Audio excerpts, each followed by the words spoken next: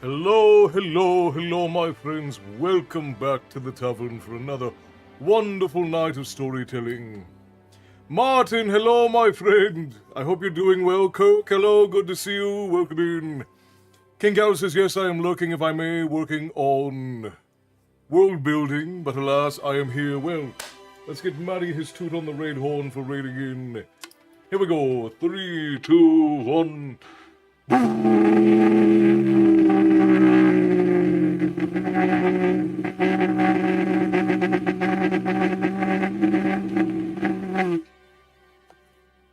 Welcome in, friends, welcome in. Charles, hello. Slancha, my friend, welcome. William, good to see you. Hello. Chris, hello. Welcome in. Milu, welcome in. Erin, hello. King Cow, Matty, good to see you all. Martin says, I live. I'm glad you're feeling better, brother. I'm glad you're feeling better. Molly, hello. Good to see you. Welcome in. Welcome back, my friends, to another spectacular night of storytelling, or at least I hope it will be. I guess whether or not it's spectacular will be up to all of you. That will be for you to decide. EF Sharp, hello, welcome in, good to see you. I am well. I had, as always, I had errands that I was getting done, and I got caught up, and then I had a phone call from my brother who is overseas at the moment, so little things just piled up, made me a little bit late, but that's alright. We are going on a major trek through the final Harry Potter book this evening, my friends. It is going to be one hell of a night. We're going to be powering through nearly 40 pages this evening, which might be the most we've ever done outside of a readathon ever. Tyson, hello, good to see you. Charles, welcome, my friend. Been a long day working on Teresa, good to see you as well. Working on my phone, eyes are telling me to stop, so glasses off just to listen to the story. That's alright, Teresa. Bethany, hello. Everything is stable on my end for the most part. We're not having any issues over here. We've done 40 pages per riff for what? Actually, that doesn't surprise me. With how long the first two books were, that doesn't surprise me. Shout out to Boston Dynamic, thank you for the stints. We got ourselves a mechanical man hanging out in the tavern this evening. Better late than to never show. I prefer very much to be on time, but with how much the lady and I do, I always end up being late for everything, and it does bother me significantly. Ragnar, hello, good to see you back from the dead once again. Oh, we're just getting ready for story time. Welcome in. I'm glad that you could join us. Indeed, a glass of wine with you, Martin. You made it through. Hey, the old father has joined us. How's it going, Mason? Good to see you, brother. All is going well. I hope that you and the lady are all right. Georgia, hello. Good to see you.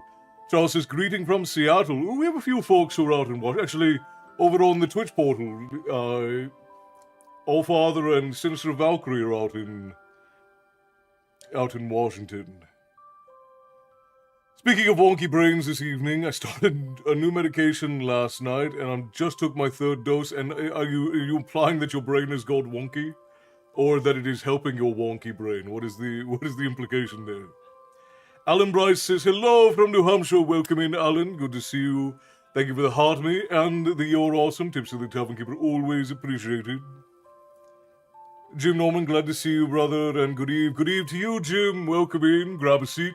We're going to be starting story time here in the next few minutes.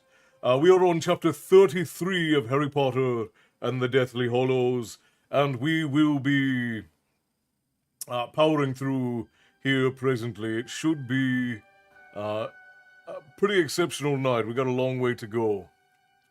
Good, we're doing our best. I hope you and yours are doing the same. We're doing our best. I'm lurking today. Alright, nobodies. Good to see you, my friend. I'm glad that you could make it in.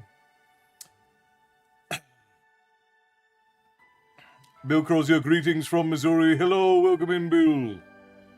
Hello, Bear, over there on the other platform. The Bear is over on the Twitch portal. Jessica, hello, good to see you. Welcome in. At work, just dropping in to say hi. Well, Nathan, I'm so glad you dropped in to say hi, my friend. We'll be on for quite a bit tonight, so you'll have plenty of time to catch story throughout the evening. Let's see. Oh, I just realized that the starting music is still very loud. I apologize, friends. I've probably blown out eardrums with both my voice and the music. Alright. D Cooley KP, hello and welcome in. Thank you for the follow over on the Twitch portal. You've marked us on your map. You should be able to find your way back the next time you seek a story. Hey, I'll be on for a little bit. Excellent, Dylan. Good to see you. Welcome in. Wonky brain, just until my body can adjust. It's a new type of medication I've never had before. Well, I hope that it all goes well. Medication can be a fickle thing, it can be. That reminds me, Cass, I would like to pick your brain on some good first edition Norse books to look for. Sure, absolutely. You should still have my number. Go ahead and message me, or you can message me on Discord, and I'll get back to you. We can go over it, and we can sit and chat about it for a little bit, even if you like.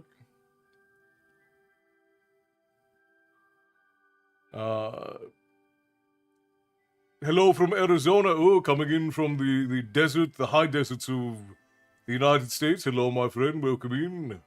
Got a few tavern folk out in Arizona. The Omnisire requires a pint of your best oil. I'll be lurking for a bit to make my head a bit clearer. All right, Maddie, go ahead and do what you got to do, my friend. We are going to start here in just a minute. I have to head to bed in a little, but I wanted to stop in for a few, at least for waffles.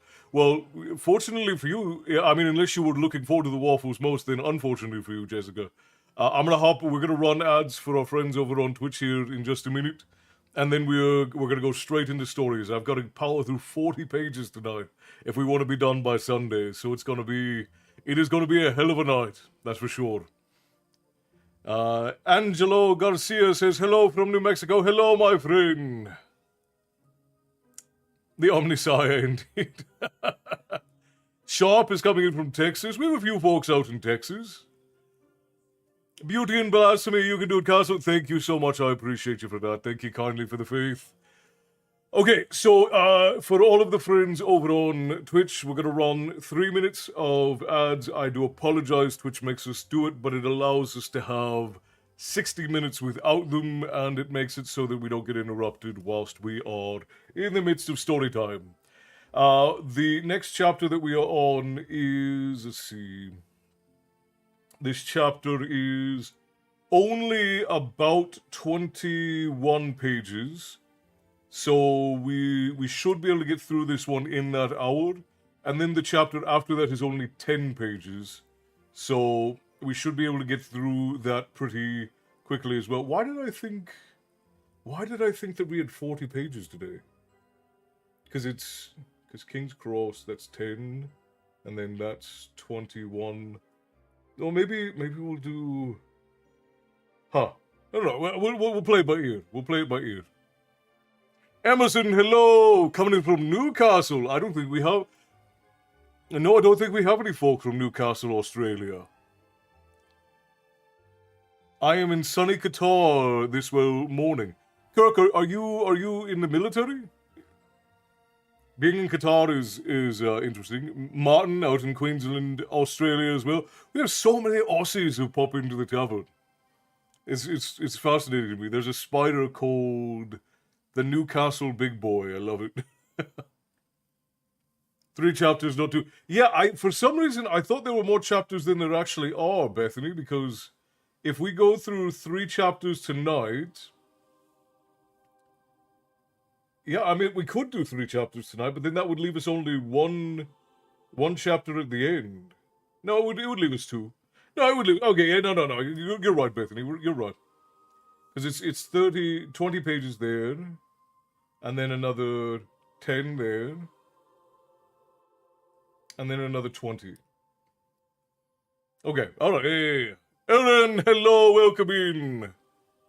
Bittersweet to be wrapping up the Harry Potter, but it's been a good journey. It is indeed bittersweet. We've been doing this for over a year. I never thought that the entire series would make it in. Because for anyone who is new, you all vote on what books we read during story time. And we when we start one, we start it at the beginning, and then we go all the way to the end, and we discuss the story as we go through it. And I'm adjacent. Okay, all right. Point taken, Kirk. Point taken. At the end of the month, I finally get to go for pre-testing for a liver transplant, and I find Storytime great to keep my mind relaxed. Thank you. Of course, Bill. Well. First of all, congratulations. It's wonderful to be getting that problem sorted, and I'm glad that you can find reprieve here in the tavern during your times of struggle. Go on, but readathon for definitely readathon first. Side note: what's your preference on the Devil's Lettuce? I personally, I don't do anything that can alter my mind or state of consciousness, just because I like to be in control of my faculties. But I don't take much stock in what other folk do with their own lives. If you're a consenting adult, you can do as you please. I don't think that it is a good idea to numb one's senses, though I do understand sometimes it is a medical necessity. If it is merely considered a social necessity, I say that it is always better to fortify one's mind and body rather than relying on something external to do it. But you're allowed to do whatever you want. I don't take much stock in how other folk live their lives. For my part, if I start a series, I generally like to finish it understandable and respectable. Used it for my angioplasty, those soothing tones of Brother Castle. Thank you, Martin. I appreciate it. And I'm glad you're feeling better, mate. I hope that you're giving yourself time to properly recover, and that from this point on you'll manage your stress a little bit better, so we don't lose you to yourself. I'll be right back. I need to restart the app before the reading starts. That's all right, Milu. Go ahead and do it. But yeah, all of the books that we start are voted on by the community. I don't pick any of them. You all suggest them. Then they get voted on by the community at large, and that's it. That's how it goes. And the Harry Potter and the Rift War saga, surprisingly, got voted through all the way to the end. Because we've had a couple of series that we've started and then didn't finish. We did Inkheart and we didn't finish Inkheart. Well, we finished the Inkheart book, but we didn't finish the series. I cannot, but it has done wonders for my wife's mental health with more traditional medicine. I keep and frankly cherish my remaining vices. Yeah, I am very much. I grew up environment, and so I have a very old world view of living and how I carry myself. I don't particularly care to impose my worldview on other people or hold people to my standards,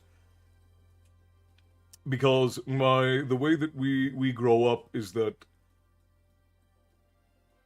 and I've heard people say that this is the way that our family looks at the world is condescending, and I don't see it that way. But obviously I wouldn't, right? Because if I'm being condescending, I wouldn't. We are having freezing issues. Is it? Everything is level on my side, and I'm not getting any errors. So if it is something, it's got to be on the Twitch side, or at least I would hope it's on the Twitch side. It's definitely a great kick in the arse, and one realizes that no, I want to live. Yeah, true. I've had a couple of near-death experiences myself, Martin, and when you get to the end of them, what you kind of realize is that life is made for the living, right? To put it simply. Stephanie, hello! Thank you for the heart me and for the level up spark. I appreciate you for that. Tips to the Devil Keeper are always appreciated. Thank you kindly, love. Grab your seat. We're going to start here momentarily. Goblins have entered the tavern. I guess so. I'm not having any issues on my end, so I don't know what it could be. Everything on my end is running smoothly, though I do see that the broadcast is a little bit laggy. But I don't know why. I don't know why it would be. I'm not having any issues on my side. Jaeger, hello, beautiful. Good to see you. Welcome in. Joker, hello. Welcome in, brother. Welcome. Aaron's still blaming war. Gunnar, hello. Good to see you. I almost certainly our next family-friendly book is going to be Eragon. I don't think there's any way around that. Pretty much everybody is hard pressed to get Eragon on the roster. I think that it's almost certain that our next family-friendly series for Thursdays is going to be Eragon. It's a good excuse. Is there a place to watch all of the past story times? There is. Presently, you can go over to the Tavern YouTube channel, and the lives are all in order. They're not named, so they're difficult to navigate. But starting with this next book, we're going to label them as episodes and give them their own thumbnails so they'll be easier to track. We were taking them down for a long time just because it made sense to take them down, but we're leaving them up now. I have been having internet problems, so I'm happy it's working now. TikTok always seems to be very stable, but for some reason, the internet and Twitch have been really temperamental the last couple of days, and I'm not really sure why. Doing good. My day was really good. Good. What did you do today? Belinda, hello, welcome in. All right, I think we've just about got... As I said before, Twitch crashed on me, my sub ended. Oh, that's a bummer. That means you have to be stuck in ads? No. Well, I'll be very careful not to read anything while ads are running, so that I'll pay close attention so we all can get through this.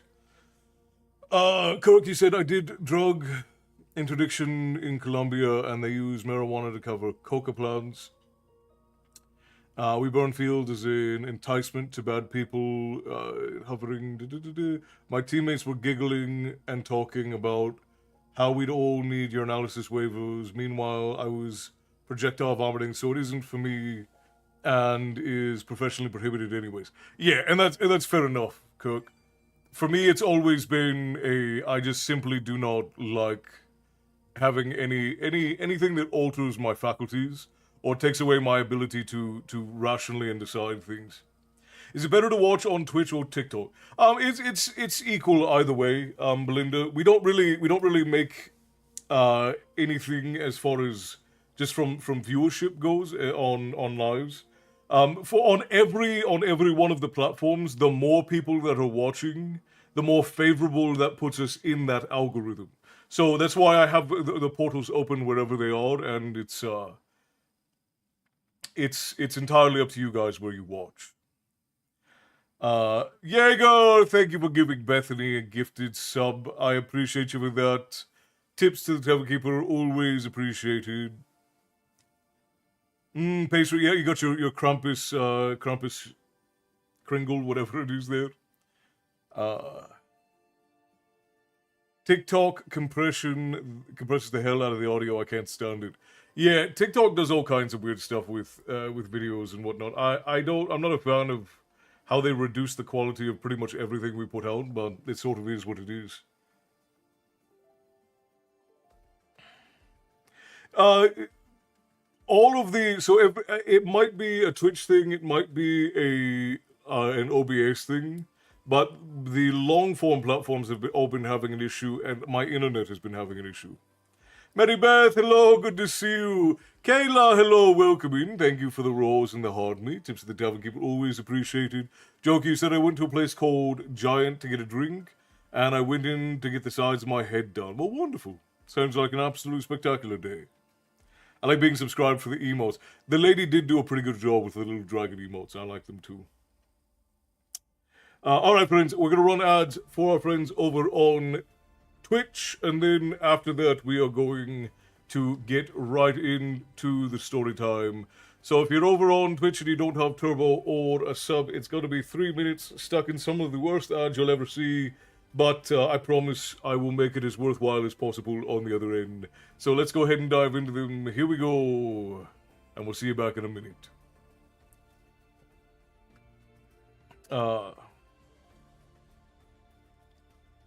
I got teeth removed today, and one had such a deep root that it had to go to the orthodontist. It's half an inch deep. That's insane. This is going to be a good chapter. So we're in the prince's backstory. So we're in Snape's backstory. This will be my first time ever having read this section of the book, and it's chapter 33, The Prince's Tale. It's going to be a heck of a thing. castle. I'm building my own brigandine, and I have the materials besides. I have all the material beside the hot rolled steel. Now, are you gonna do the riveted brigandine where it's on the inside of a tunic? What are the tunics called?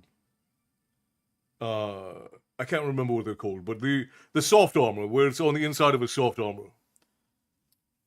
It's funny now. At the time I was ready to swan dive off the bird. I hear you though. I have no more qualms with it. More qualms, do you? Especially now when you're breaking no laws in many places. I will simply stick to my bourbon and occasionally La Liga Privada. Bethany, thank you for gifting a sub to Written by Liv. I didn't even... Written by Liv must have come in with our friend... Now, is Liga Privada, is that like a cigar, I presume? See, bourbon usually goes with cigars. I don't do much smoking or drinking. I'm fairly well versed in whiskeys because my family distills whiskey. But outside of that... I'm using 18-ounce duck canvas as the soft layer. Ooh, that's gonna be hot. You're gonna be very warm in that. Nothing will get through it, but you're gonna be very warm in that. I'm over here about to play Age of Empires, but this sounds way more interesting than playing the box. Well, I'm glad that you find yourself interested, Dylan. We are going to be we'll be on Storytime tonight for probably about 3 hours. It is Drew Estate. Oh, I see. Wait, really? I like whiskey? Yes, Erin. No, don't get any hopes up. I'm not on good terms with any of my family back home. Not good enough to get whiskey anyways. The green stuff gives me anxiety. Lots of revelations. The last 3 chapters have been whole lot of lore drops and revelations going on. Yeah, the one time that I've done it willingly, because I used to spend a lot of time with very bad people, and they would give me illicit substances without my knowing often. And that's one of the reasons why I strongly dislike them, because I very easily lose my faculties with anything that is mind altering. I don't even really like to get drunk. Like I'll drink something for the I'll drink something for the flavor of it, but I don't ever drink to get drunk. The lady and I, we enjoy whiskeys or a stout or a cider, and the lady really likes her sake. She likes old man sake from Japan. And occasionally she'll enjoy a soju. But we're just not big drinkers in general. So even when we do drink, it is in extreme moderation or for ceremonial purposes. Sebastian, hello, welcome in. Mr. Sharp, do you have a preference? I'm out of number 147. Oh, you're talking to EF Sharp. I see. 8 days left to put points towards the community challenge. It's on the point redeems for anyone who forgot. I did for the left couple of streams. We should be almost there, right? What is the overall goal? A nice cigar every now and then is delightful. Yeah, a couple of my uncles smoke pipes and cigars. I've never been much of a fan, but a nice smooth cigar is tasty. Can be tasty. Well, there you go. You guys completed it. The lady set that up, so I'll have to ask her exactly what it was supposed to be. It's for the lore stream to just. Well, I guess that works out because we can do one next week once everything is off. Nate, I like cigars. Yes, 3 hours. You better get a move on. It's 10 here. All right. Yes, that's true. Ads just finished up over on Twitch, so we can get started, my friends. It was 2000. Oh. You took the wind out of my sails for the whiskey, and I'm the same way for the right drink. And has she tried plum sake? I'm sure that she has. Normally she's out here with me, but she's in the back room at the moment. I'll ask her when she comes out, Dylan. That stuff about meds is funny. I told my nurse practitioner no sedatives because having my cognitive functions is a part of how I feel safe and not to cause a trauma attack. which is fair. Like I have been forcibly sedated so many times in my life by unsavory people that I strongly dislike being unconscious around anyone. I have a hard time falling asleep with strangers in the room because of how I've lived in the past. Like, not anything that most people would ever think of, but it's just a thing. Sake is a fine thing in its time and place. Can't argue that. Yeah, if you have like a nice like room temperature or warm sake with like the proper kinds of foods, like very starchy foods, tends to be very nice. Uh, Look up drunk Rosella's birds. Uh, Even escape reality. Yeah, birds even escape reality. That's true. Well, and see, I try to help you all escape reality without needing to be inebriated. So we can all escape reality together in a nice story. I've never had sake is kind of like it's a rice wine, and it has a flavor similar to vodka, but it's not as it's it's got a similar burn to vodka, I should say. But it's got a better flavor than vodka does, in my opinion. Uh, I'm sorry for that mistrust. It was my own fault. When I was a young man, I spent a lot of time doing unsavory things with unsavory people, and it led to me being in a lot of situations where I was very likely to be hurt or killed. So anything that happened to me was 100% my own fault. Can't blame it on anybody else. I literally can't be sedated without panicking. Yeah, again, I don't like being sedated at all. Three chapters. We're gonna get into it. We're gonna get into it, Frost. It is Japanese. It is Japanese. Stephanie, as a whiskey expert, is there any Scottish whiskey similar to Jack Daniels?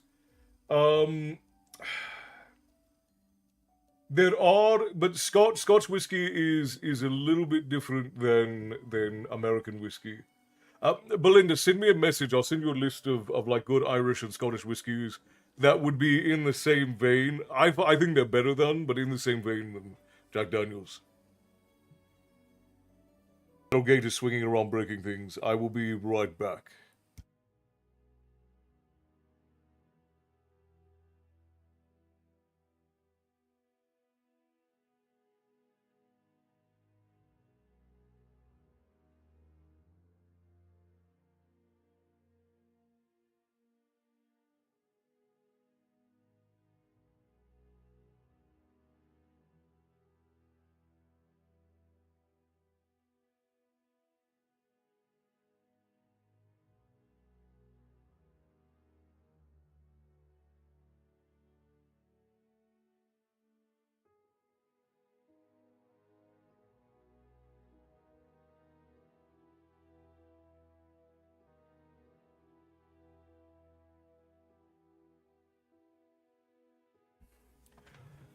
Oh, all right. I have returned.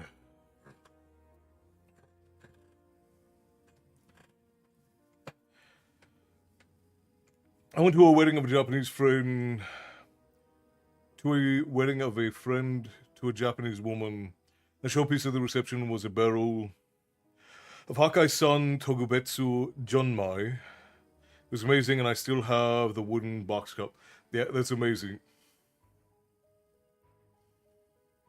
I had to go all the way out and come back in. Yeah, see, Twitch is perfectly stable for me, so I don't know. I don't know what the problem is. Oh no, it's not. You know, the wind. Because of the wind, it might be my internet. The wind is blowing very, very hard. I hadn't even thought about that. We're having a massive windstorm right now. I responded to you, Esther. I said it does find me in good spirits. I hope that you're well as well. But I'll try again. Maybe I'm becoming the ghost. Maybe Esther no longer hears me because I've become a ghost to Esther. Oh yeah, we're quite safe. We're quite safe. These windstorms, they get bad because we're in Southern California. They get bad, but rarely ever to the point of anything terrible happening. Apologies, I've become the loud guy at the rail. Didn't mean to do... No, you're alright, Cook. You're alright.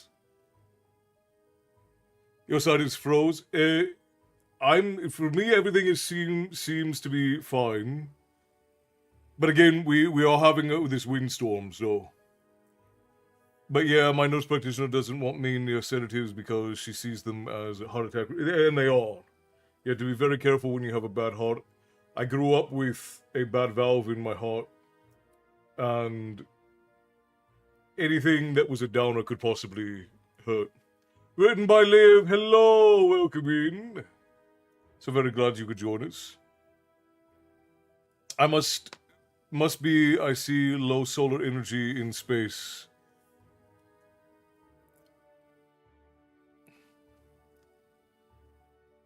Okay, alright. Yeah, TikTok is fine, and I appreciate you asking, Nate. The only danger that we're in is that gate putting a hole in something. But if it does, then I just have to take it off the hinges. All right, my friends, grab your seats, settle in. I didn't see the bear drop in, but that's, I guess we'll just have to figure it out.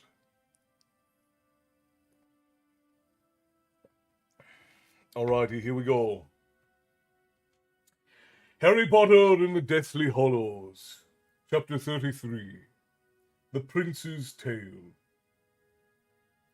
Harry remained kneeling at Snape's... Oh, so when we last left off, Snape had just died, and he had a memory that oozed out of his eyes, and he told Harry to watch it. Guinness first, then Harp, and Redbreast cast Strength, if I'm still not too far along.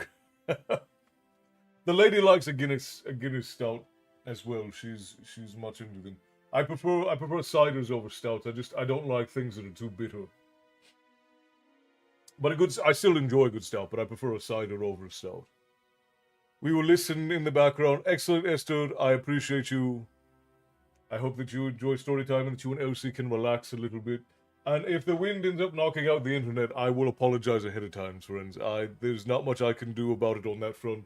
But everybody grab your seats, settle in, snuggle close, get your blankets. It is story time. Harry Potter and the Deathly Hallows, Chapter 33, The Prince's Tale.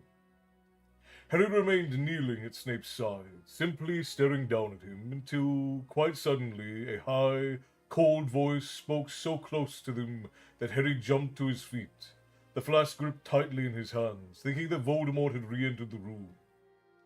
Voldemort's voice reverberated from the walls and floor, and Harry realized that he was talking to Hogwarts and to all the surrounding area, that the residents of Hogsmeade and all those still fighting the castle would hear him as clearly as he stood beside them, his breath on the back of their necks a death blow away. "You have fought," he said the high, cold voice, "valiantly.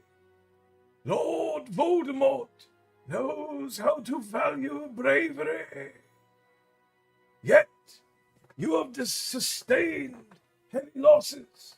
If you continue to resist me, you will all die, one by one. I do not wish this to happen.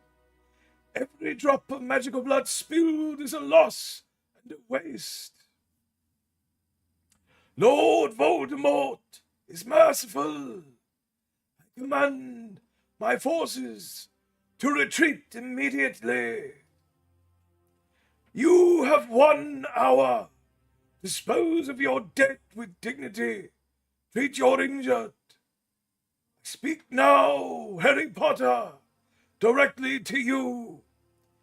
You have permitted your friends to die for you rather than face me yourself. I shall wait for 1 hour in the Forbidden Forest. At the end of that hour you have not come to me, have not given yourself up. Then battle recommences. This time I shall enter the fray myself, Harry Potter. I shall find you and I shall punish every last man, woman, and child who has tried to conceal you from me. 1 hour! Anna, hello! Are you planning to read for 3 hours, or did I misunderstand your little comment? No, 3 hours is about how long we'll be on. We're powering through 3 chapters, and I'm hoping to get it done within the next 3 hours. Your voice soothes Elsie. Well, good. I'm glad, Esther. I'm glad.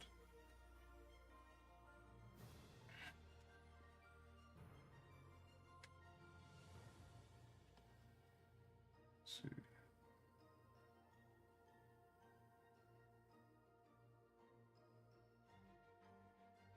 Hopefully, when the wind calms down, we won't have as much of an internet issue, but it seems like it's leveled out for me now, so hopefully we're at the end of that problem. Both Ron and Hermione shook their heads frantically, looking at Harry. Don't listen to him, said Ron. It'll be all right, said Hermione wildly. Let's go back to the castle. If he's gone into the forest, we'll need to think of a new plan. She glanced at Snape's body and then hurried back to the tunnel entrance. Ron followed her. Harry gathered up the invisibility cloak and then looked down at Snape. He did not know what to feel except shock at the way Snape had been killed, and the reason for which it had been done. They crawled back through the tunnel, none of them talking, and Harry wondered whether Ron and Hermione could still hear Voldemort's ringing in their heads as he could.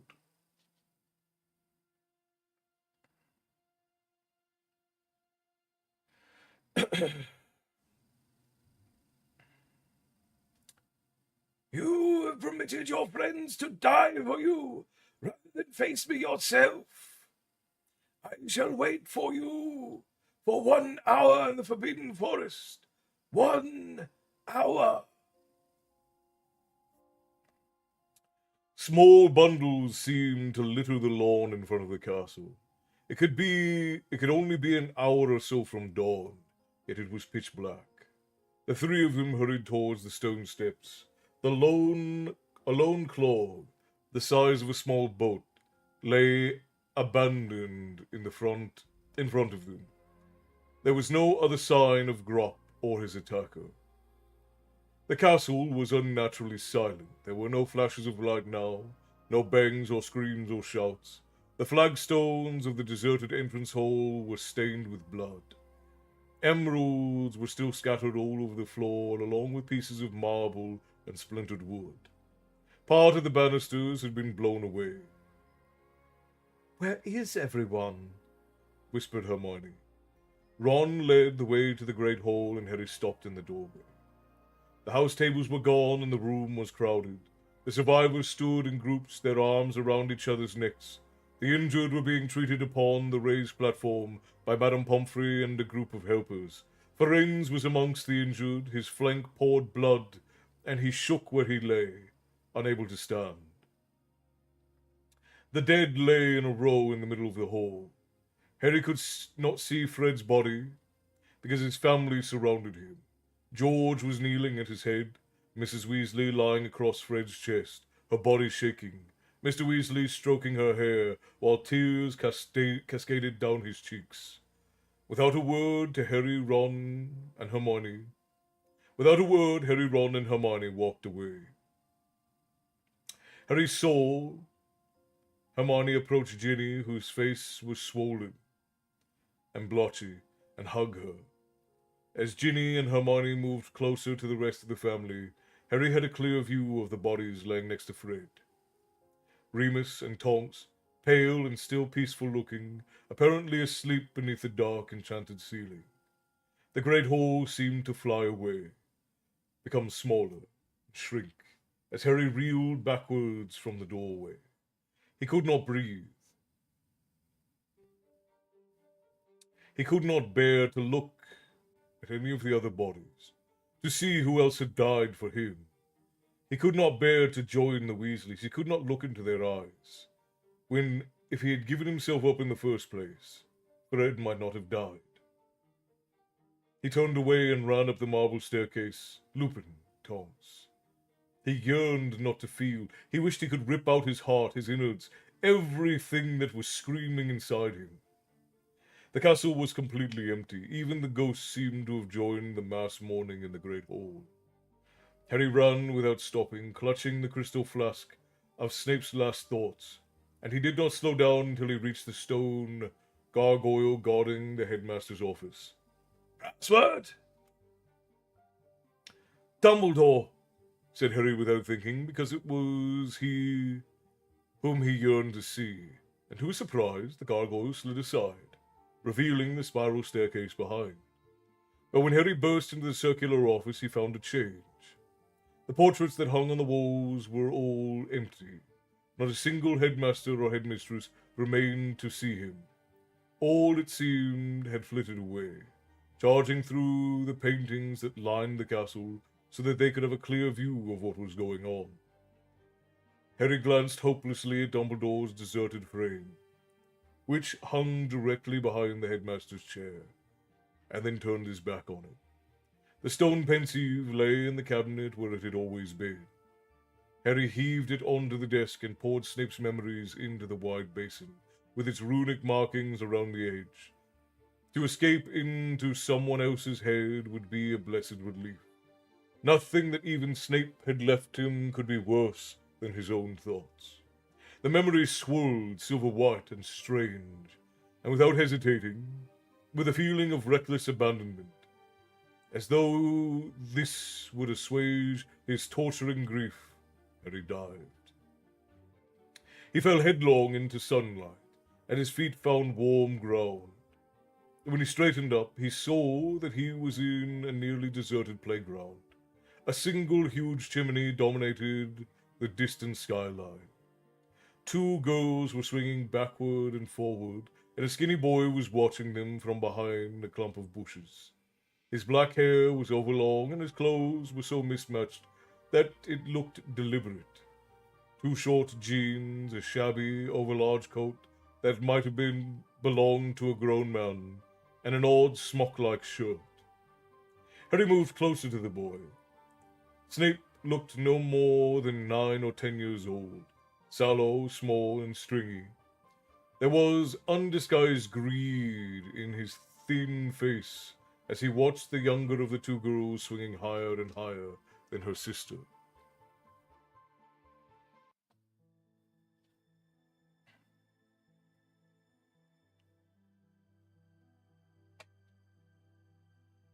Little does Lord V know who the true master of the wand is. It's true.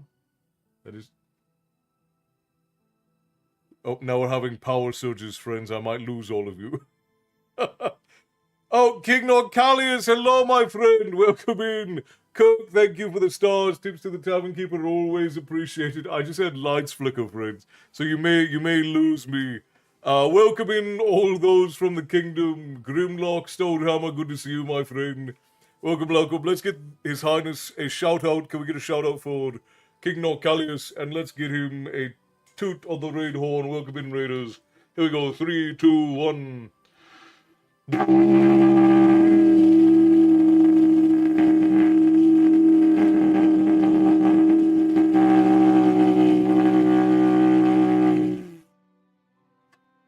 Douglas, hello and welcome in. Santana, thank you for the resale, brother. Tips to the tavern keeper, always appreciated, my friend. Enjoy your Yule log. Bolus the Barbarian, hello, welcome. Thank you, Frost, for the shout-out for His Highness. Stung real bad when I read that Lupin died. Yeah. Lupin and Tonks being gone is a bit of a thrust into the heart, isn't it?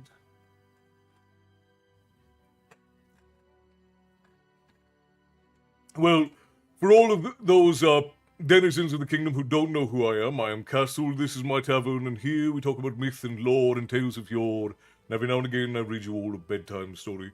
Tonight we are in Harry Potter, we are on chapter 33, we are finally getting Snape's backstory, and we are only just a few pages in. But yeah, was it, Milus's valiant effort to bring us a story during the storm. I hope it does too. I've never seen the lights flicker like that, so the wind must be really bad. Yukino! You said having pizza? Delicious. We love pizza around these parts. You had a horde, I had no idea. Yeah, we always toot on the raid horde. This was gifted to me years ago when I first started telling stories online. I don't know if it was sent to me from Grimfrost themselves or if somebody purchased it from Grimfrost and sent it to me. I don't remember. But it was made by the company Grimfrost and it was sent to me some years ago and it is a beautiful piece. And I've kept it well all these years. Bethany says she's also having pizza as well, so there you go. At least Lupin is with James again. Finally gets to see his dear friend again. Kayla says, what are you giggling at, Kayla?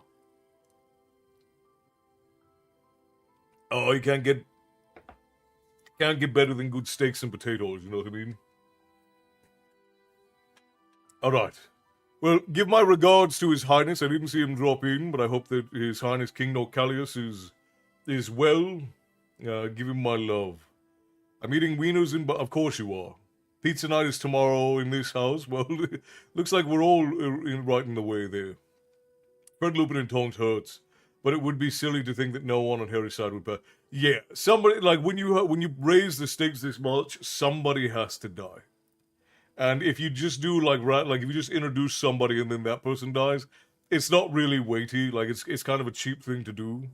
So, it's one of those things that it has to happen, but it is... As Fire AF, it's cool. Yeah, I do appreciate it. It was quite lovely. These jokers were like an inch and a half thick. Ooh, making me jealous, Santana. You're over there making food for everybody but me. Alright, friends, back into the story. Here we go.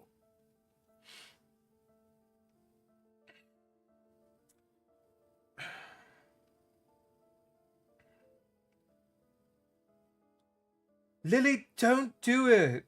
Shrieked the older of the two. But the girl had let go of the swing at the very height of its arc and flown into the air. Quite literally flown, launched herself skyward with a great shout of laughter. And instead of crumpling onto the playground asphalt, she soared like a trapeze artist through the air and staying up for far too long, landing far too lightly. Mummy told you not to!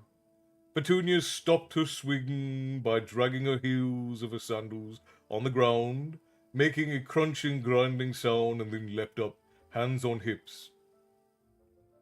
Mummy said you weren't allowed, Lily. It's fine, said Lily, still giggling. Tony, look at this. Watch what I can do. Petunia glanced around. The playground was deserted, apart from themselves and, though the girls did not know it, Snape. Lily had picked up a fallen flower from a bush behind which Snape lurked. Petunia advanced, evidently torn between curiosity and disapproval.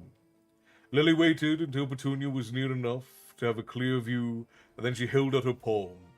The flower sat there, opening and closing its petal like some bizarre many-lipped oyster. Stop it! Shrieked Petunia. It's not hurting you, said Lily, but she closed her hand on the blossom and threw it back to the ground. It's not right, said Petunia. Her eyes had followed the flower's flight to the ground and lingered upon it. How do you do it? She added, and there was a definite longing in her voice. It's obvious, isn't it? Snape could no longer contain himself, but had jumped out from behind the bushes. Petunia shrieked and ran backward towards the swings, but Lily, though clearly startled, remained where she was. Snape seemed to regret his appearance.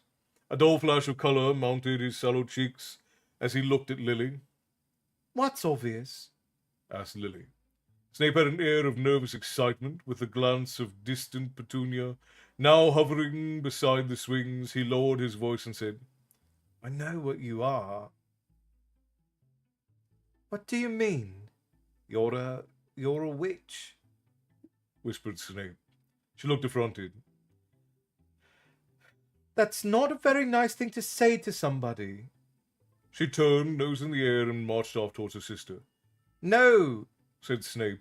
He was highly colored now, and Harry wondered why he did not take off the ridiculously large coat, unless it was because he did not want to reveal the smock beneath it. He flapped after the girls, looking ludicrously bat-like, like his older self. The sisters considered him, united in disapproval, both holding on to one of the swing poles as though it was a safe placing tag. You are. You are, said Snape to Lily. You are a witch. I've been watching you for a while, but there's nothing wrong with that. My mum's one, and I'm a wizard.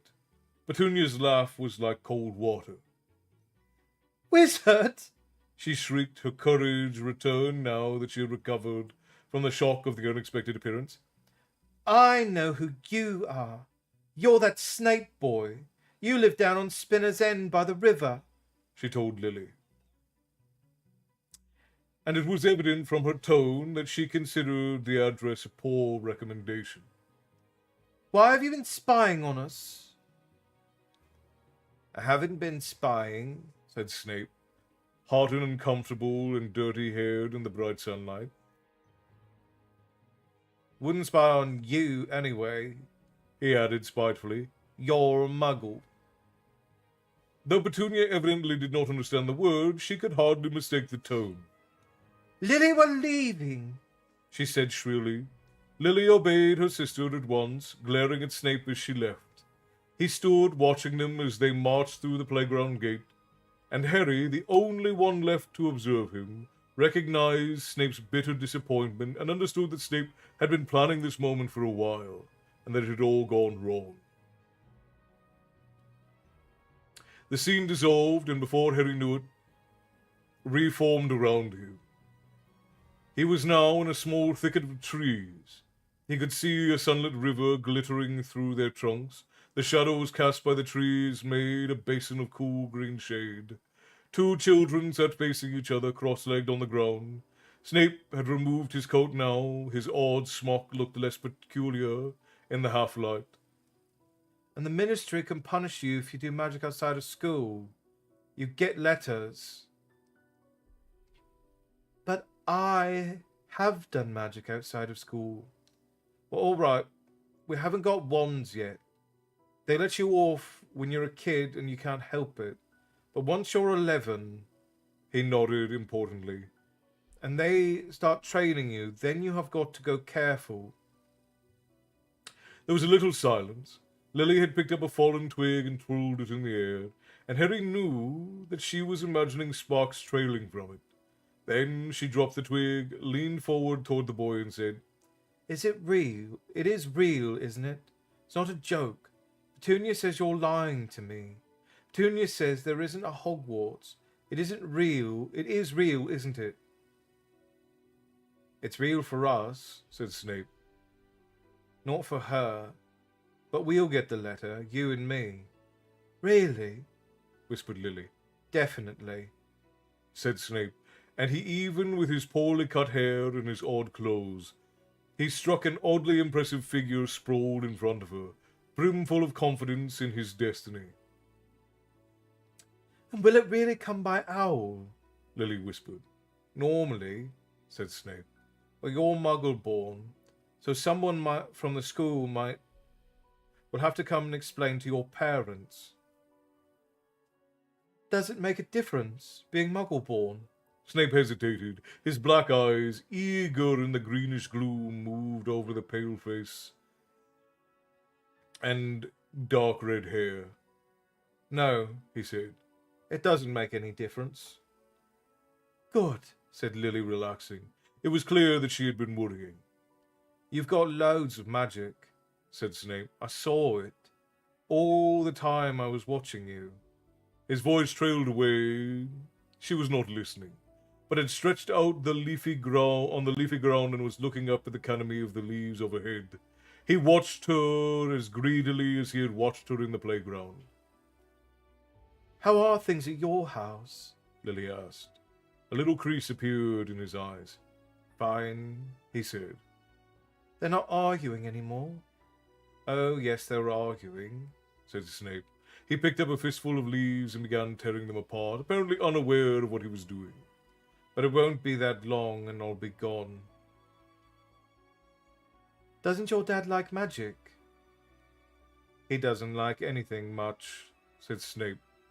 Severus? A little smile twisted on Snape's mouth when she said his name. Yeah? Tell me about the Dementors again. What do you want to know about them for? If I use magic outside of school...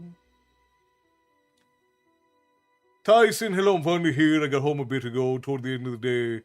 Got an engine ready to remove from my car and got coolant all down both arms and in my hair and beard. Oh, that's dreadful. Randy, love your content, learned a lot. You have made me rethink a lot of things that I thought I knew a lot about. Well, I can't take any credit for it, my friend. I just pass the stories along, but I'm very glad that you enjoy the stories here in the tavern, and it's a pleasure and privilege to have you. Your Highness, King Norcalius, hello, my friend. Good to see you. Welcome in. Rob, hello. Good to see you as well. I didn't know you could read Draco voice. I can do the Draco voice. I can do the Hagrid voice. And I can do the Snape voice pretty well. And I'm getting pretty good at McGonagall. I'm not as good as I would like, but I can do pretty good with McGonagall. And I do a pretty good Richard Harris version of Dumbledore as well. How's the lady doing? She's doing well. She's in the back working on something right now, so she's not in the room with us, but she is doing quite well. But Rob, it's been forever since I've seen you. Thought the flickering lights was your electric personality. I mean, it could be. We can blame it on that if you'd like, Bear. I'm not gonna turn down the compliment. But no, that is extremely high winds. We've had 2 wind warnings in the last 2 days. I'm such a sap. This makes me sad. It is a very sentimental little bit we've got going on. Chopsticks is Hannah, yes, a different Hannah, because we have Hannah over on TikTok and then we have Hannah over on Twitch. Good evening, Master Council and friends. How is everyone doing? We're doing spectacular. It's wonderful to see you. I think I have that remembered correctly, but if I'm wrong, please do correct me. Your Richard Harris Dumbledore is fake. Well, thank you, Bethany. I appreciate the compliment. Charcoal tablets might help. I don't know if it's going to help with the windstorm, but maybe the internal windstorm is what you're talking about. All right, let's continue, my friends. They wouldn't give you to the Dementors for that. Dementors are for people who do really bad stuff. They guard the wizard prison Azkaban. You're not going to end up in Azkaban, you're too... He turned red again and shredded more leaves. Then a small rustling noise behind Harry made him turn. Petunia, hiding behind a tree, had lost her footing. Toonie, said Lily, surprise and welcome in her voice, but Snape had jumped to his feet. Who's spying now? He shouted. What do you want? Petunia was breathless, alarmed at being caught, and Harry could see her struggling with something hurtful to say. What are you wearing, anyway? She said, pointing at Snape's chest. Your mum's blouse? There was a crack. A branch over Petunia's head had fallen. Lily screamed and caught Petunia on the shoulder, and she staggered backwards and burst into tears. Toonie! But Petunia was running away, and Lily rounded on Snape. Did you make that happen?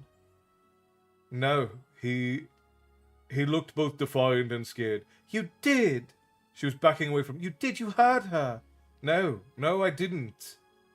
But the lie did not convince Lily. After one last burning look, she ran from the little thicket, off after her sister, and Snape looked miserable and confused. And so, the Hagrid I am particularly proud of. I prefer to see the wind blow than people losing their minds over fuel. Well, if the house blows down, I guess this will be the last time you guys hear from me. But at least fuel will be expensive still. Castle, take a drink while your head's up. Thank you, Frost. I appreciate you.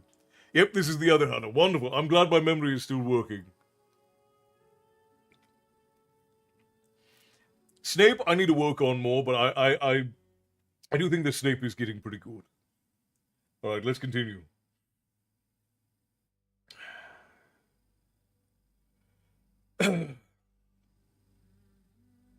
Yeah, the wind is bad, but I don't think the house is gonna blow down. At least I hope not. Who knows with modern construction, houses blow down all the time in California. I don't think that will happen, but fingers crossed. It's blowing harder. I've never had the lights flicker from the wind. So the lights flickering from the wind is quite concerning, to be sure. Oh, hang on. TikTok is trying to kick us off again. TikTok just does not like us this week for some reason. Being very, very rude all the time.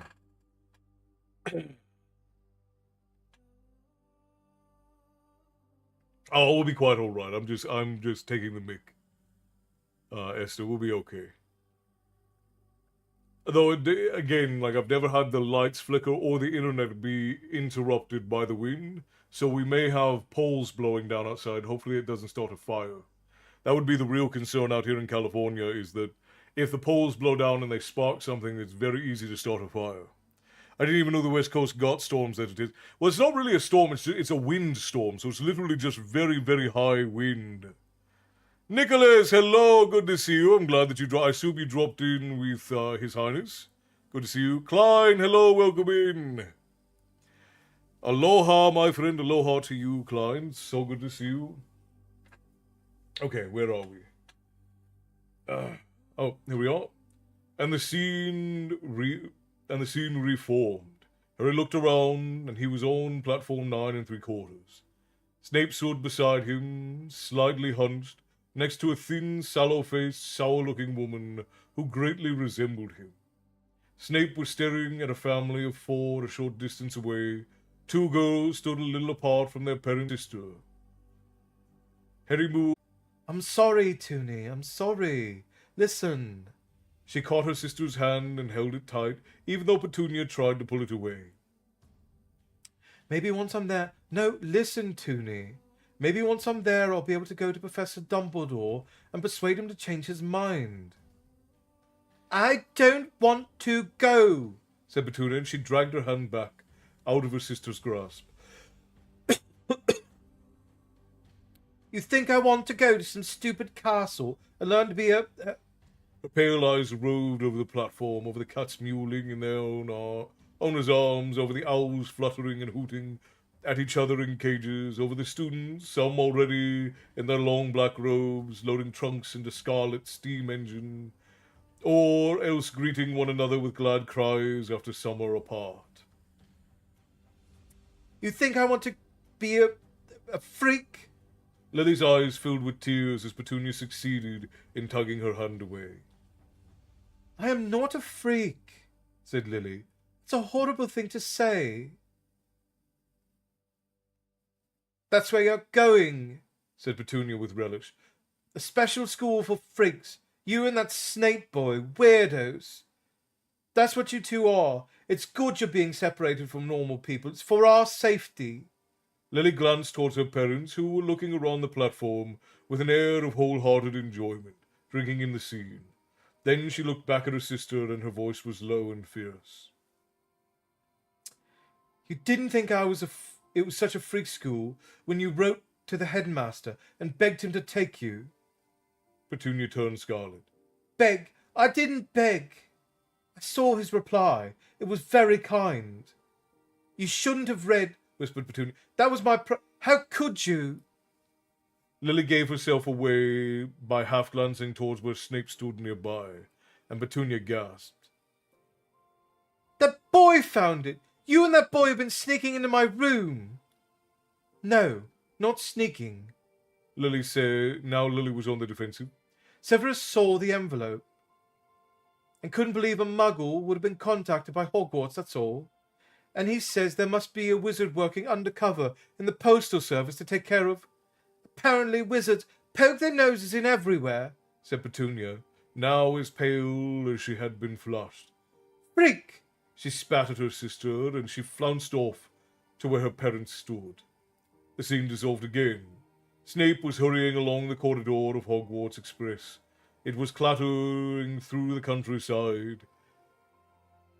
He had already changed into his school robes, and perhaps had taken the first opportunity to take off his dreadful muggle clothes. At last he stopped outside a compartment in which a group of rowdy boys were talking, hunched in the corner seat. Beside the window was Lily, her face pressed against the window pane.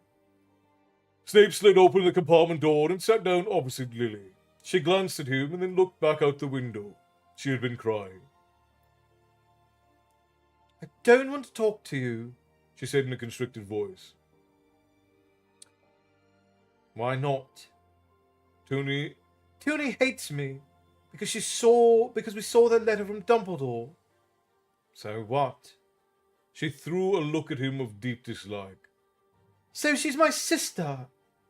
She's only he caught himself quickly, Lily too busy trying to wipe her eyes without being noticed, and did not hear him. But we're going, he said, unable to suppress the exhilaration in his voice.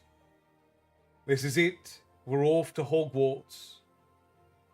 She nodded, mopping her eyes, but in spite of herself, she half smiled. You'd better be in Slytherin, said Snape, encouraged that she had brightened a little. Slytherin? One of the boys sharing the compartment had shown no interest at all in Lily or Snape until that point. Looked around at the word, and Harry, whose attention had been focused entirely on the two beside the window, saw his father, slight, black-haired like Snape, but with that indefinable air of having been well cared for, even adored, that Snape copiously lacked. Who wants to be in Slytherin? I think I'd leave, wouldn't you? James asked the boy who was lounging in the seats opposite him, and with a jolt, Harry realized that it was Sirius. Sirius did not smile. My whole family's been in Slytherin. Oh, I don't know if it works for youngsters. My whole family's been in Slytherin, he said. Blimey, said James. And I thought you seemed all right. Sirius grinned. Maybe I'll break tradition. Where are you heading, if you've got a choice? James lifted an invisible sword. Gryffindor, where dwell the brave of heart, like my dad. Snape made a small, disparaging noise, and James turned to him. Got a problem with that? No, said Snape, though his slight sneer said otherwise. If you'd rather be brawny than brainy. Where are you hoping to go? Seeing as you're neither, interjected Sirius.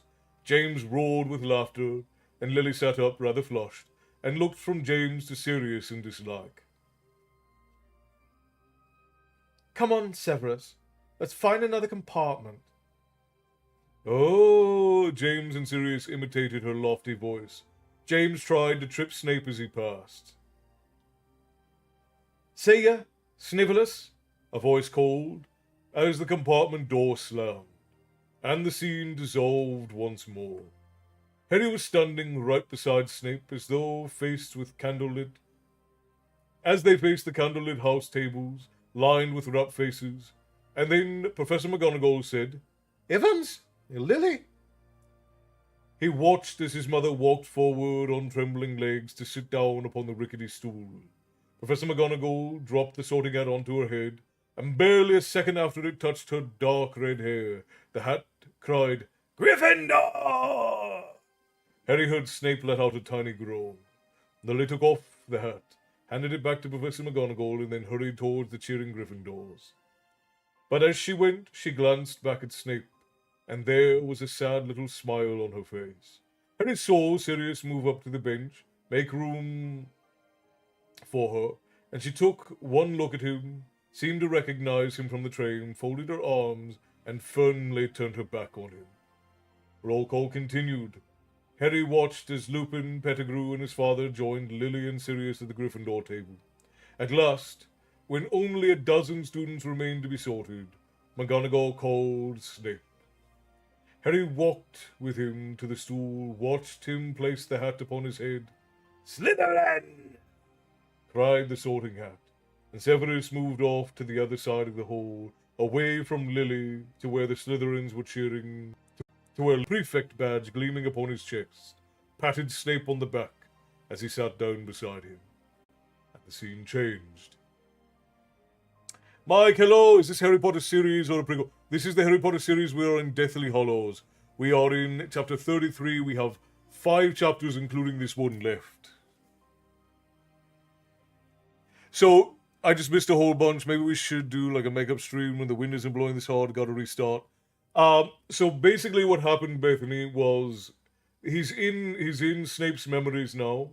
And what seems to have happened is that Petunia sent a letter to Dumbledore to try and beg to be allowed in, and she was rejected. Although it does look like we're having internet issues. Yes, we're in Snape's memories at the moment.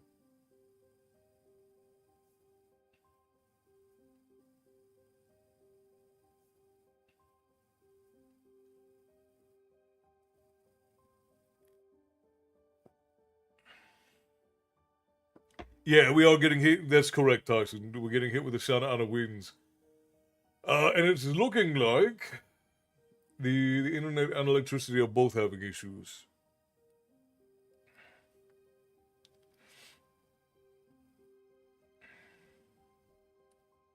The boy is doing well. He actually finished all of his homework early today, and I think he's playing games with his friends at the moment. Cold Start Coder, hello and welcome in, my friend. You followed us over on Twitch, and now you've marked us on your map, so you should be able to find your way back the very next time that you seek a story.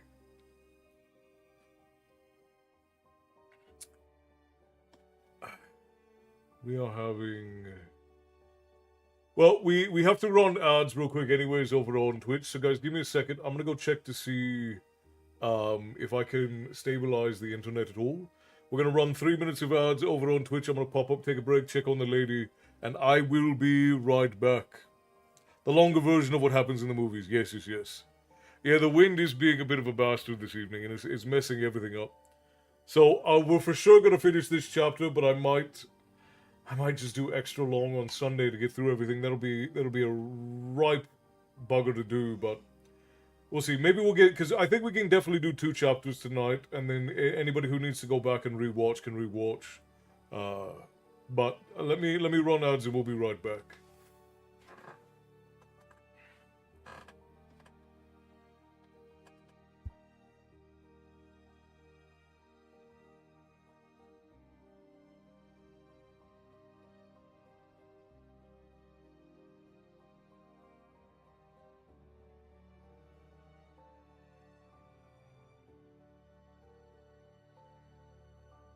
Hello, Cindy. Good to see you. I'll be right back. I'm just taking a quick 3-minute break.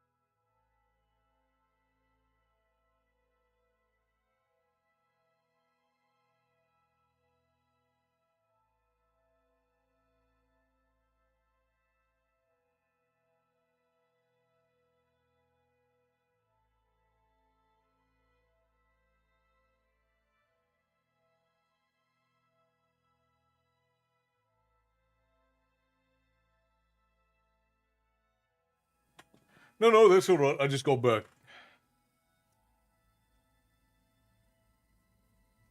So it looks like I've got the internet leveled out, so we should be all right. So let's go ahead and continue with this chapter, and we'll see how everything's faring when we get to the end of it.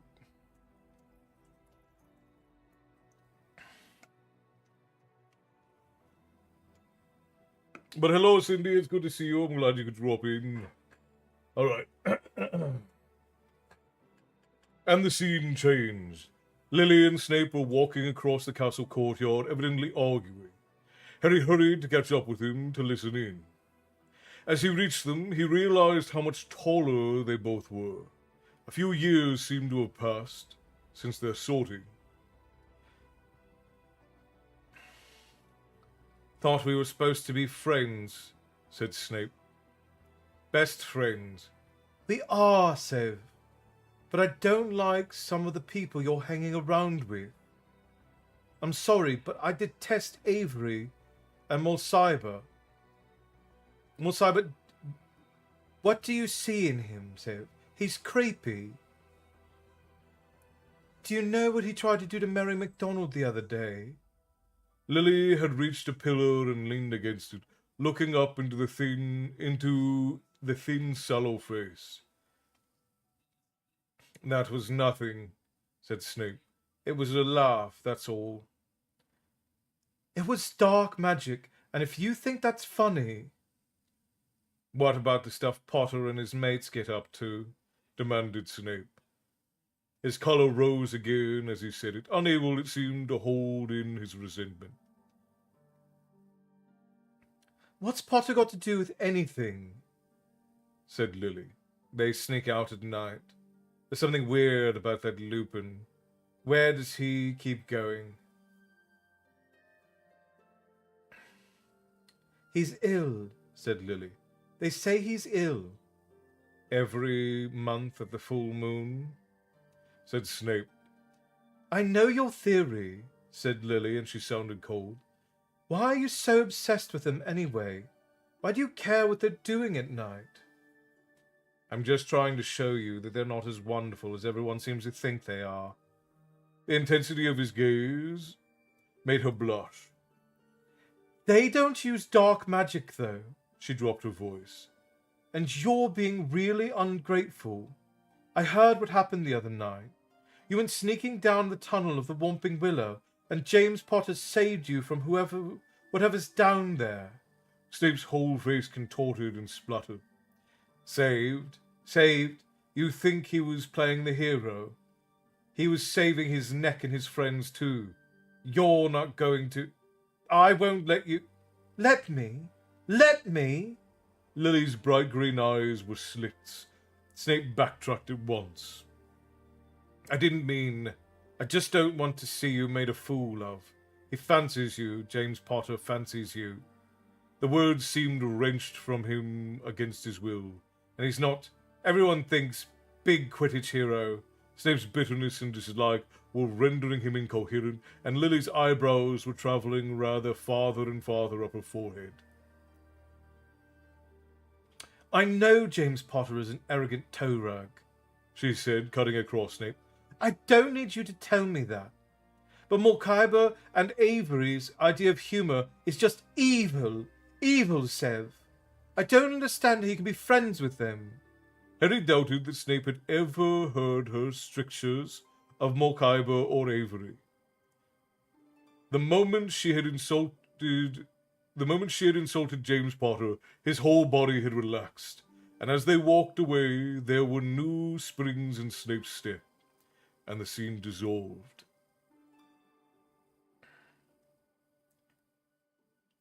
Harry watched again as Snape left the Great Hall after sitting his OWL in Defense Against the Dark Arts, watching as he wandered away from the castle and strayed inadvertently close to the place beneath the beech tree where James, Sirius, Lupin, and Pettigrew sat together. But Harry kept his distance this time, because he knew what happened after James had hoisted Severus into the air and taunted him. He knew what had been done and said, and it gave him no pleasure to hear it again. He watched as Lily joined the group and went to Snape's defense. Distantly, he heard Snape shout at her, in his humiliation and his fury, the unforgivable word, "Mudblood!" And the scene changed. I'm sorry. I'm not interested. I'm sorry. Save your breath. It was night time. Lily, who was wearing a dressing gown, stood with her arms folded in front of the portrait of the fat lady, at the entrance to Gryffindor Tower. I only came out because Mary told me you were threatening to sleep here. I was, and I would have done. I never meant to call you a mudblood. It just slipped out. There was no pity in Lily's voice. It's too late. I've made excuses for you for years. None of my friends can understand why I even talk to you. You and your precious little Death Eater friends. You see, you don't even deny it. You don't even deny that you're all aiming to be. You can't wait to join you-know-who, can you? He opened his mouth but closed it without speaking. I can't pretend anymore. You've chosen your way and I've chosen mine. No, listen, I didn't mean to call me a mudblood, but you call everyone of my birth mudblood, Severus. Why should I be any different? He struggled on the verge of speech, but with a contemptuous look she turned and climbed back through the portrait hall. The corridor dissolved, and the scene took a little bit longer to reform. Harry seemed to fly through shifting shapes and colours until his surroundings solidified again, and he stood on a hilltop, forlorn and cold in the darkness, the wind whistling through the branches of a few leafless trees. The adult Snape was panting and turning on the spot, his wand gripped tightly in his hand, waiting for something or for someone. His fear infected Harry too, even though he knew that he could not be harmed, and he looked over his shoulder, wondering what it was that Snape was waiting for. Then a blinding, jagged white jet of light flew through the air. Harry thought of lightning, but Snape had dropped to his knees and his wand had flown out of his hand. Don't kill me. That was not my intention. Any sound of Dumbledore apparating had been drowned out by the sound of the wind in the branches. He stood there before Snape with his robes whipping around him and his face illuminated from below by the light cast by his wand. Well, Severus, what message does Lord Voldemort have for me? No message. I'm here on my own account. Snape was wringing his hands. He looked a little mad, with his straggling black hair flying around him. I come with a warning. No, with a request. Please. Dumbledore flicked his wand. Though leaves and branches still flew through the air around them, silence fell on the spot where he and Snape faced each other. What request could a Death Eater possibly make of me? The prophecy, the prediction, Trelawney. Yes, said Dumbledore. How much did you relay to Lord Voldemort? Everything I heard, said Snape. That is why. It is for that reason. He thinks it means Lily Evans. Prophecy did not refer to a woman, said Dumbledore. It spoke of a boy, born at the end of July. You know what I mean. He thinks it means her son. He's going to hunt her down and kill them all. If she means so much to you, said Dumbledore, surely Lord Voldemort will spare her. Could you not ask for mercy for the mother in exchange for the son? I have asked him.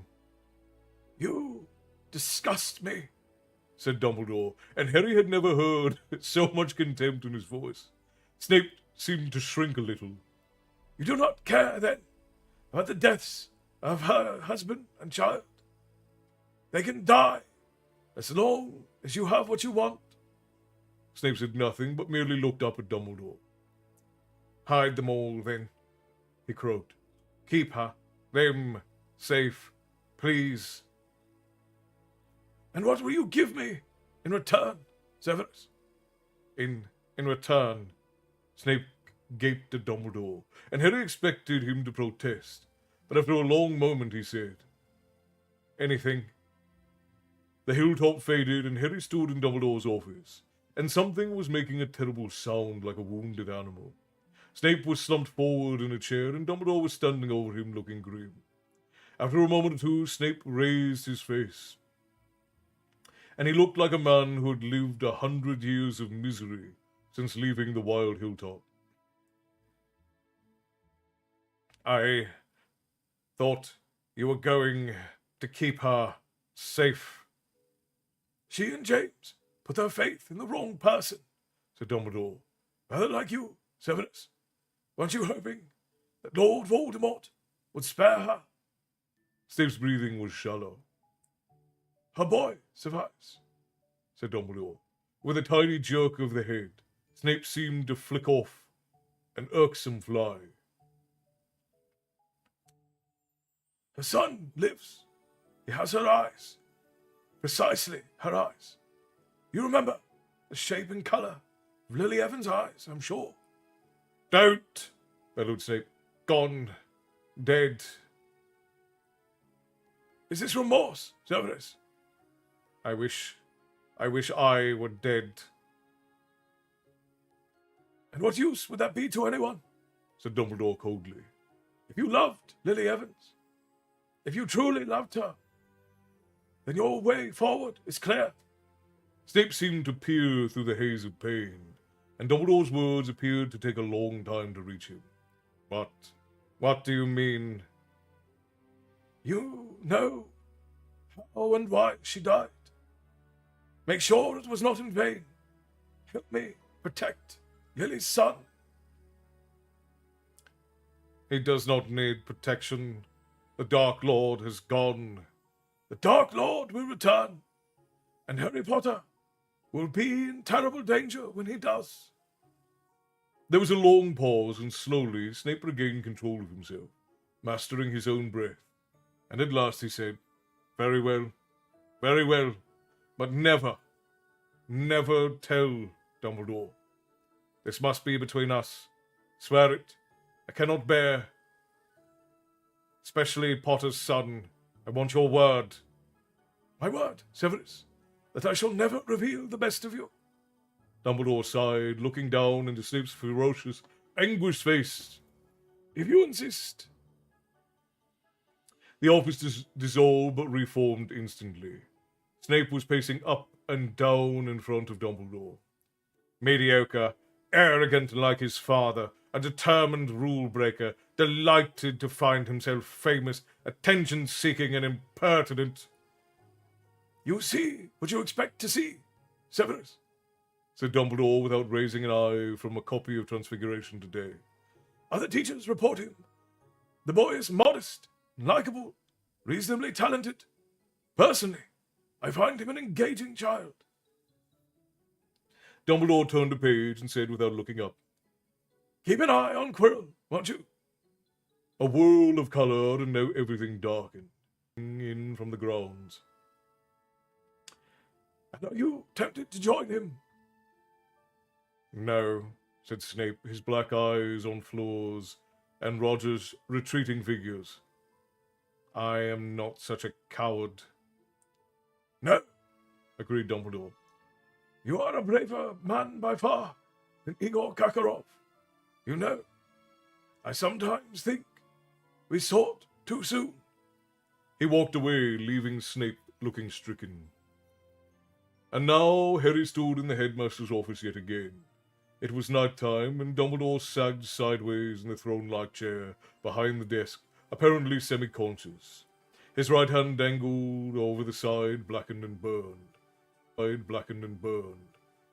Snape was muttering incantations and pointing his wand at the wrist of the hand, while with his left hand he tipped a goblet full of thick gold potion down Dumbledore's throat. After a moment, the two of Dumbledore's eyelids blotted open. Oh, I get it! Did we get another raid in? No, we didn't. Alright. It's just... Hello, everyone who is here. I just saw that there are... Did we had a hype train as well? Good lord. And reboot Twitch, but here too. Welcome in, everyone. Hello, good to see you all. So glad that we have folk in from all about the place.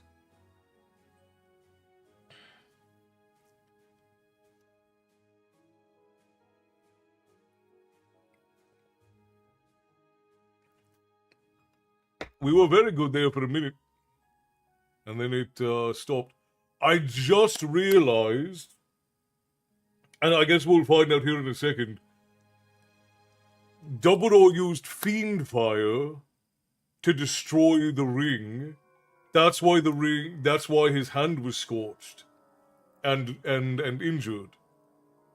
Or at least I feel like that's what's being implied here. And if that was implication from measure 1, that is incredible. Oh, Dion Farmer, I didn't see those stars come in. Thank you kindly, my friend. Tips to the Tavern Keeper are always appreciated. I don't know if you're still in, but I appreciate you.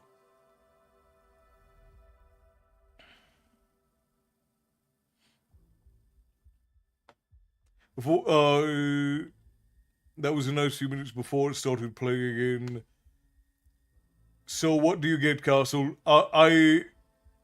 Christy coming in. Wow, that's 3 raids in one night. Hello, welcome in, Badger friends, Arthur Christie.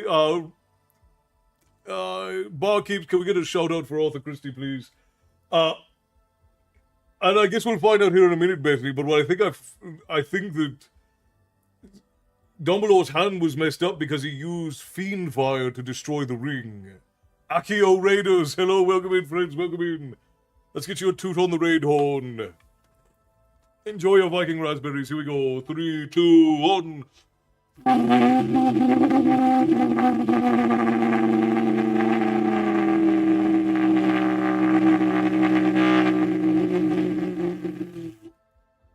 Welcome. We are having major connectivity issues tonight with the Magic Boxing connection.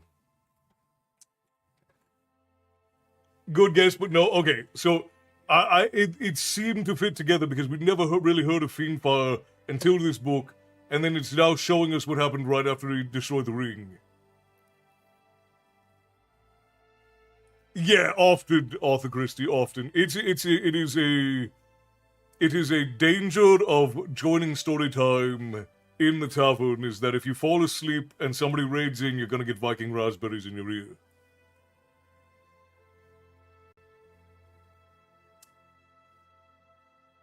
No spoilers for people in chat, Matty. I don't know how many people have or haven't read it. Thank you, Frost, for the shout-out for all the Christie friends. If you do not know who I am, welcome into all of the badgers. I am Castle, this is my tavern, and here we talk about myth and lore and tales of yore, and every now and again, I read you all a bedtime story. This is a tavern at the end of the world where all stories eventually come to rest. And you have found yourself here because you sought a story. I do apologize. We are having incredible windstorms right now. So everything, like the internet and the electricity, are both flickering, and the magic box is being very temperamental. So I apologize.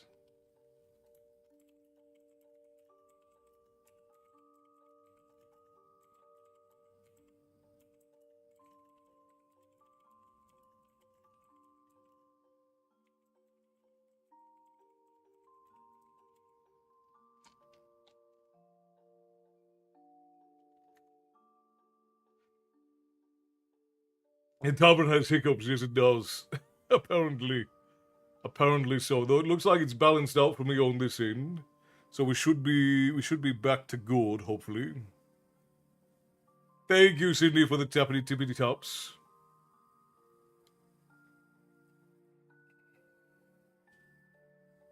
Viking raspberries could be a fun yet annoying alarm clock. That's true. That's true.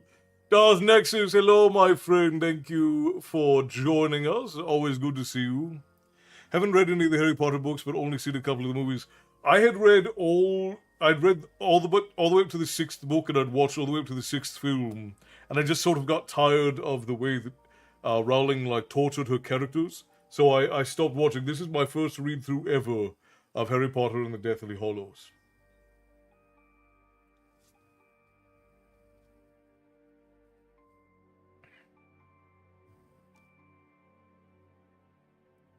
Alright, let's go ahead and get back in before... Because it looks like everything is balanced out for me, so... Let's get back in before it starts to get terrible again.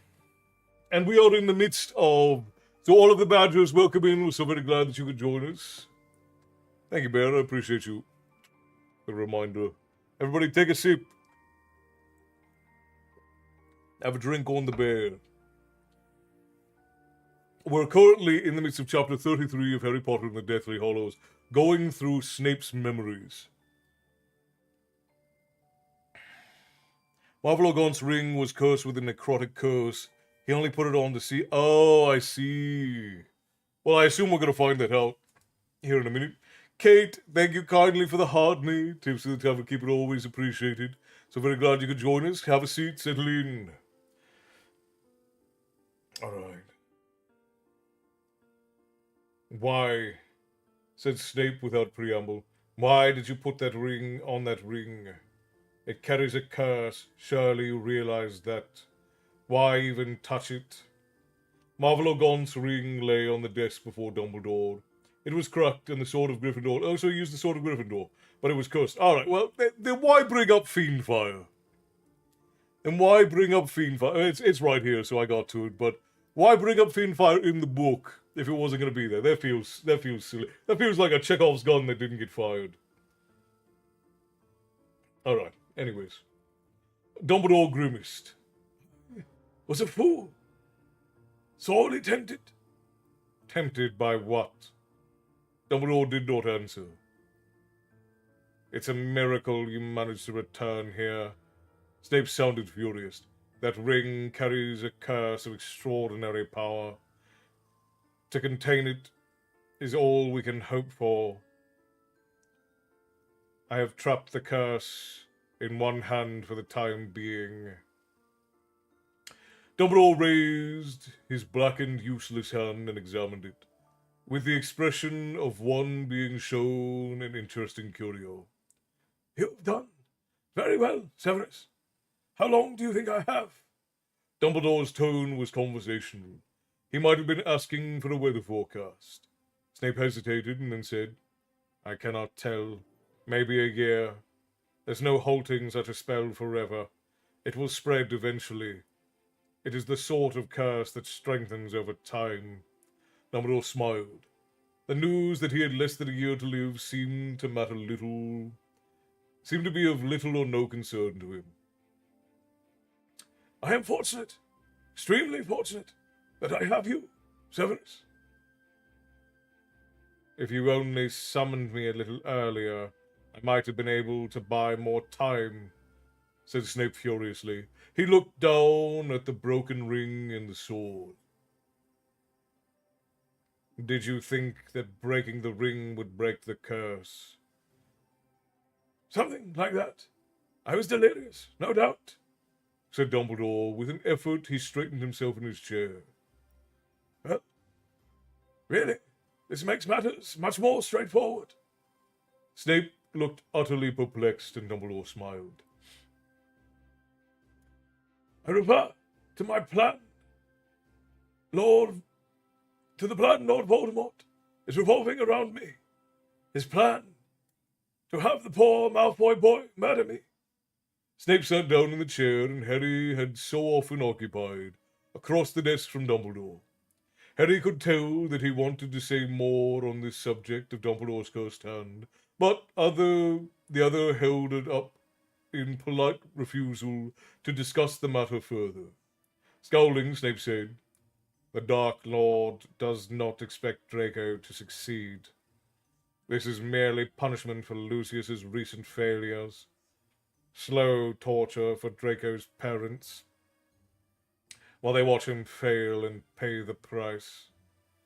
In short, the boy has had a death sentence pronounced upon him, as surely as I have, said Dumbledore.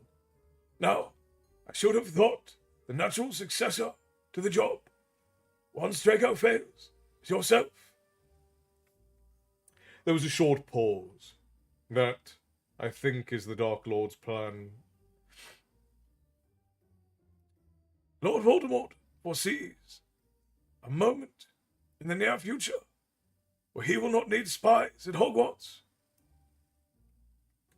He believes the school will soon be in his grasp, yes.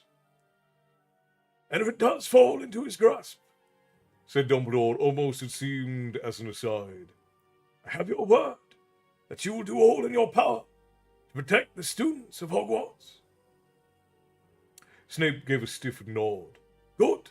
Now then, your first priority will be to discover what Draco is up to. Frightened teenage boy is a danger to others as well as himself. Offer him help and guidance. He ought to accept. He likes you. Much less since his father has lost favor. Draco blames me. He thinks I have usurped Lucius's position. All the same, try. I am concerned less for myself than for accidental victims, whatever scheme might occur to the boy. Ultimately, of course, there is only one thing to be done. We are to save him from Lord Voldemort's wrath. Snape raised his eyebrows, and his tone was sardonic as he asked, Are you intending to let him kill you? Certainly not. You must kill me. There was a long silence, broken only by an odd clicking noise. Fawkes the Phoenix was gnawing a bit of cuttlebone. Would you like me to do it now? Asked Snape, his voice heavy with irony.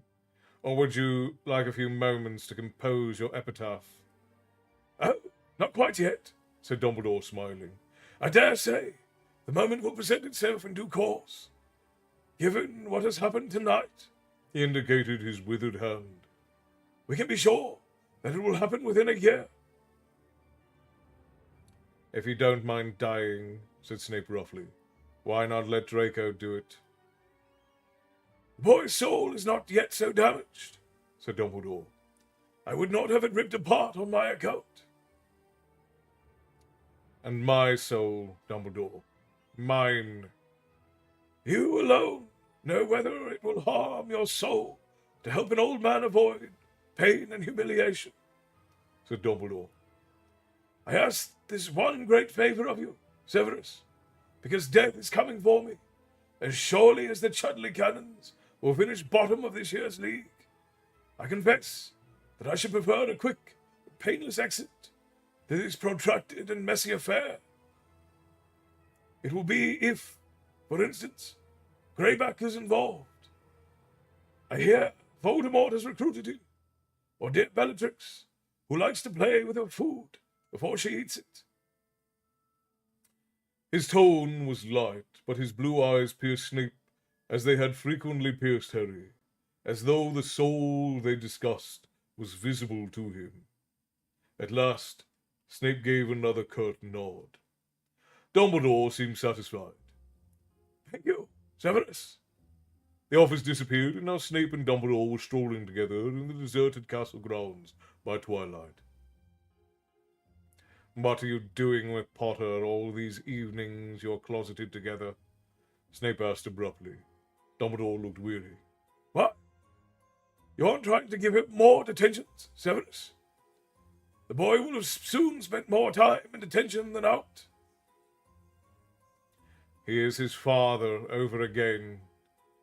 In looks, perhaps, but in his deepest nature is much more like his mother's. I spend time with Harry because I have things to discuss with him, information I must give him before it is too late. Information, repeated Snape. You trust him. You do not trust me. It's not a question of trust. I have, as we both know, limited time. It is essential that I give the boy enough information for him to do what he needs to do. And why may I not have the same information? I prefer not to put all my secrets in one basket, particularly not a basket that spends so much time dangling on the arm of Lord Voldemort. Which I do on your orders.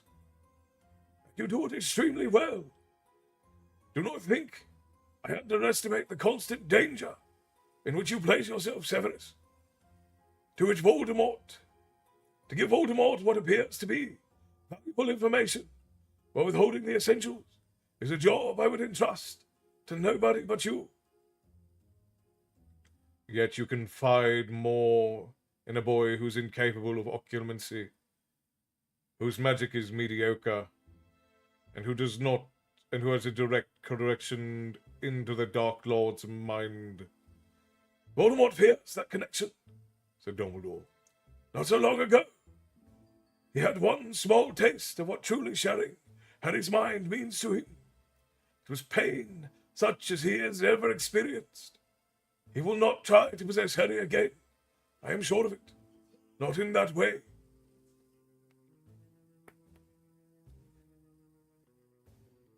I don't understand. Lord Voldemort's soul, maimed as it is, cannot bear close contact with a soul like Harry's. Like a tongue in frozen steel. Like flesh in a flame. Souls. We were talking of minds. In the case of Harry and Lord Voldemort, to speak of one is to speak of the other. Dumbledore glanced around to make sure they were alone. They were close to the Forbidden Forest now, but there was no sign of anyone near. You have killed me, Severus. You refuse to tell me everything, yet you expect that small service of me, snarled Snape. A real anger flared in his thin face now. You take a great deal for granted, Dumbledore. Perhaps I have changed my mind. You gave me your word, Severus, and while we are talking about services you owe me, I thought you agreed to keep a close eye on our young Slytherin friend. Snape looked angry, mutinous, and Dumbledore sighed. Come to my office tonight, Severus, at 11. You shall not complain that I have no confidence in you. They were back in Dumbledore's office, the windows dark and Fawkes sat silent, as Snape sat quite still, as Dumbledore walked around him talking. Harry must not know, not until the last moment, not until it is necessary. Otherwise, how could he have the strength to do what must be done? But what must he do? That is between Harry and me. Now listen closely, Severus. There will come a time, after my death. Do not argue! Do not interrupt! There will come a time when Lord Voldemort will seem to fear for the life of his snake. For Nagini, Snape looked astonished. Precisely. There comes a time when Lord Voldemort stops sending that snake forth to do his bidding, but keeps it safe beside him under magical protection. Then I think it will be safe to tell Harry. Tell him what? Dumbledore took a deep breath and closed his eyes. Tell him that on the night Lord Voldemort tried to kill him, when Lily cast her own life between them as a shield, the killing curse rebounded upon Lord Voldemort, and a fragment of his soul was blasted apart from the whole, and latched itself onto the only living soul left in that collapsing building. Part of Lord Voldemort lives inside Harry, and it is that which gives him the power of speech with snakes, and a connection with Lord Voldemort's mind that he has never understood. And while that fragment of soul, unmissed by Voldemort, remains attached to and protected by Harry, Lord Voldemort cannot die. Harry seemed to be watching the two men from the end of a long tunnel. They were so far away from him and their voices echoing strangely in his ears. So the boy must die.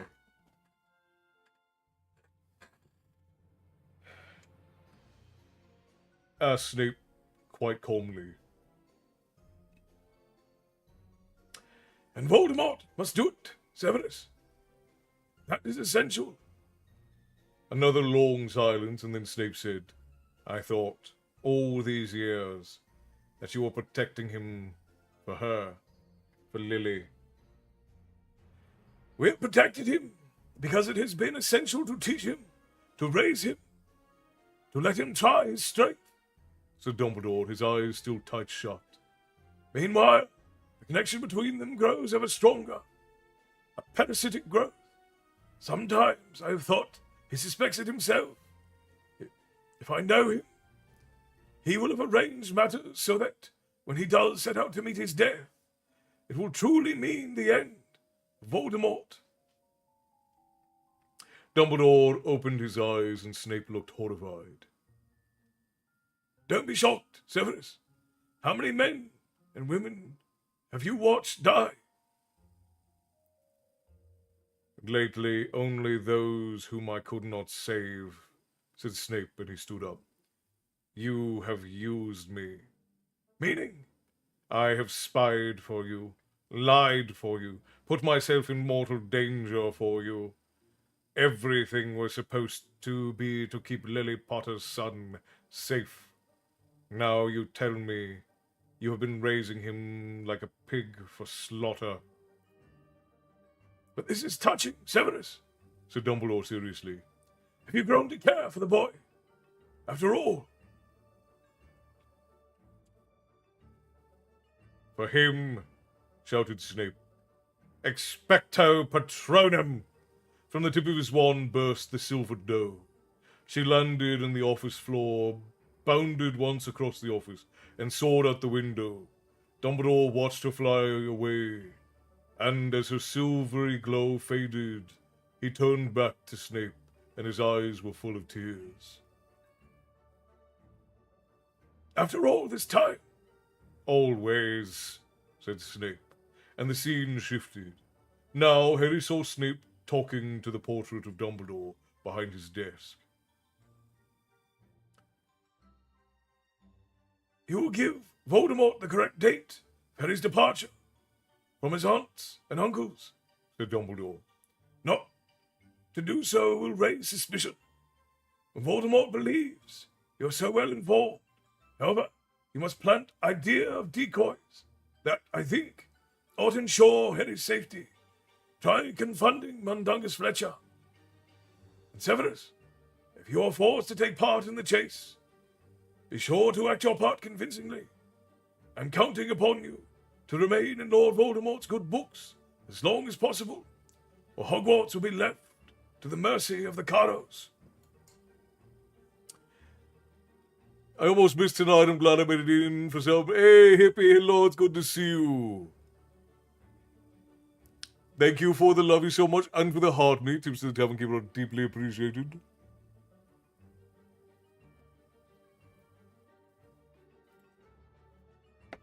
J.K. told Alan Rickman the always part, and he was sworn to secrecy. That's fascinating. That does make his performance a little bit more heavy, right? Welcome back, nobody. Good to see you. All right. Okay. Well, that's not. All right. That's better. All right. Now Snape was head-to-head with Mundungus in an unfamiliar tavern. Mundungus's face looked curiously blank, Snape frowning in concentration. You will suggest to the Order of the Phoenix, Snape murmured, that they use decoys, Polyjuice Potion, identical Potters. It is the only thing that might work. You will forget that I have suggested this. You will present it as your own idea, you understand? I understand. murmured Mundungus, his eyes unfocused.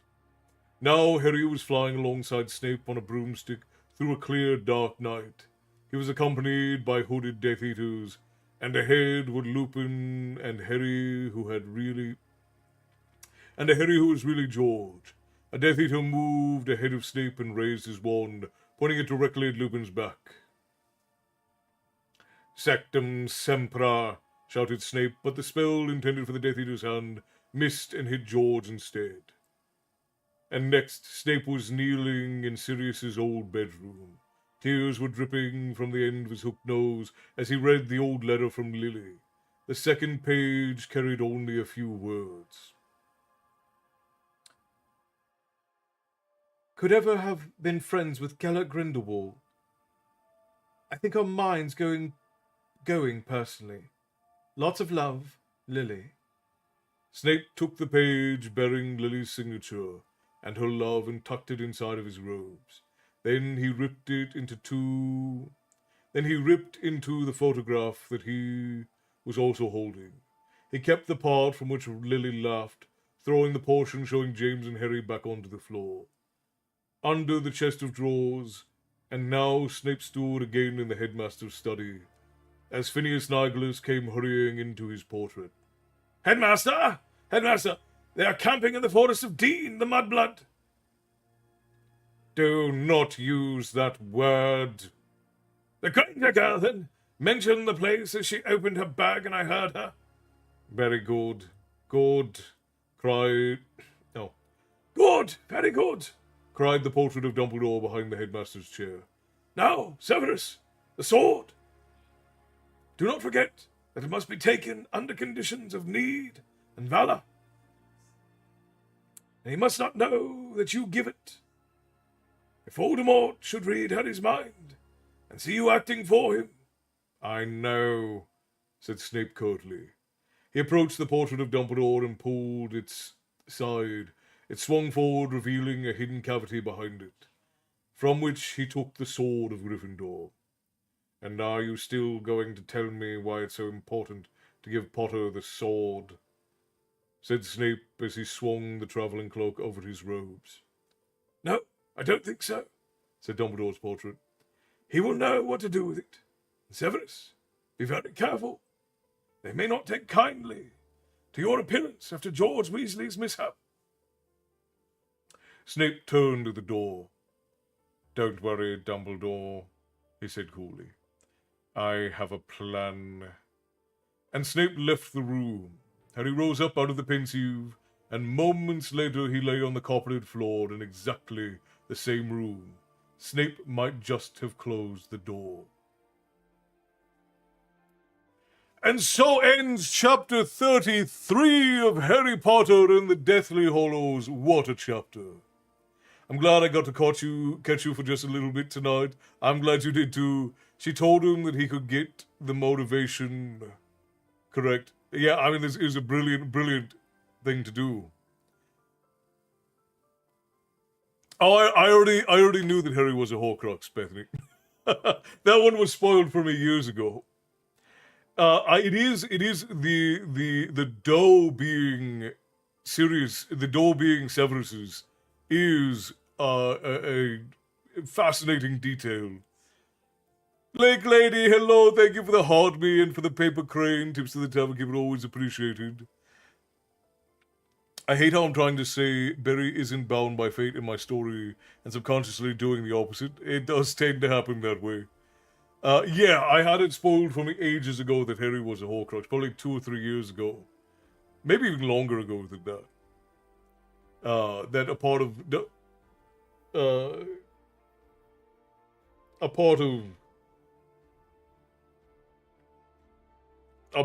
of Voldemort's soul ended up inside of Harry, and I kind of inferred that as soon as we learned about the Horcruxes anyways, because why else would Harry be so deeply connected to Voldemort if it weren't something like that? Like, it just made sense to me that they would have some sort of deep connection on that front. What color is my username to? It is a dark blue. So Maddie's is like a very light blue. Yours is a dark blue. Time for bed, unfortunately. Good night, all. Good night, hippie. Blessed dreams to you as well. Like Lady says, alive. I love this one. Well, thank you so much. I appreciate that. It is always, always appreciated. Hippie, thank you for the rose. Tips to the tavern keeper, always appreciated. You go off to bed, rest well, and we'll see you next time. Let's see, how long is the next chapter? Next chapter is 10 pages. I think we could probably power through that. Good, Twitch is being a butt to me on mine and showing me it's grey. Of course it is. Of course it is. Well, I only see purple. Weird. Bears is purple. I'm blue, dabba. Yeah, it's a great song. I'm blue, dabba dee, dabba da, dabba dee, dabba da. Let's see. Let's see. How much longer do we have before? Okay, we got 10 minutes before we have to run ads. The next chapter is 9 pages long. I think we can get through there. What do you guys think? You think we can get through? Oh, not bears. Bear. The old king bear, not bears. Are we going to have another chapter, please? I think we will. I think we'll go to King's Cross, and then on Sunday we'll just finish everything up.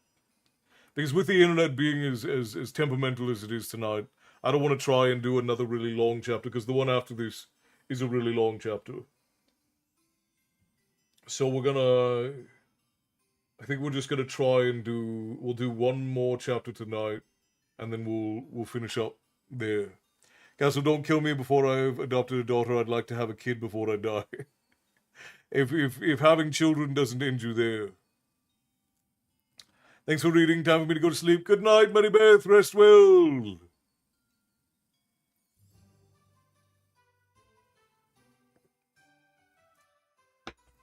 Okay. I say we run ads one more time, and then I get you guys through one more chapter. Yeah, it'll be 3 chapters on Sunday, because with the wind being as bad as it is, I don't want to try and push through that late, because the wind's supposed to get worse here in about an hour. So, alive, alive, oh, crying cockles and mussels, alive, alive, oh. Oh, wow, talk about a throwback. All right, we're gonna run ads for a second, and then I'm gonna get up and check on the lady. I will be right back, and then we will do one more chapter. Hannah is still here. We still got quite a few folks hanging out. All right, friends, give me 3 minutes. We're gonna run ads for our friends over on Twitch. I'm gonna check on the lady, and then we will do chapter 34, The Forest Again. And we'll see what happens. We'll be right back.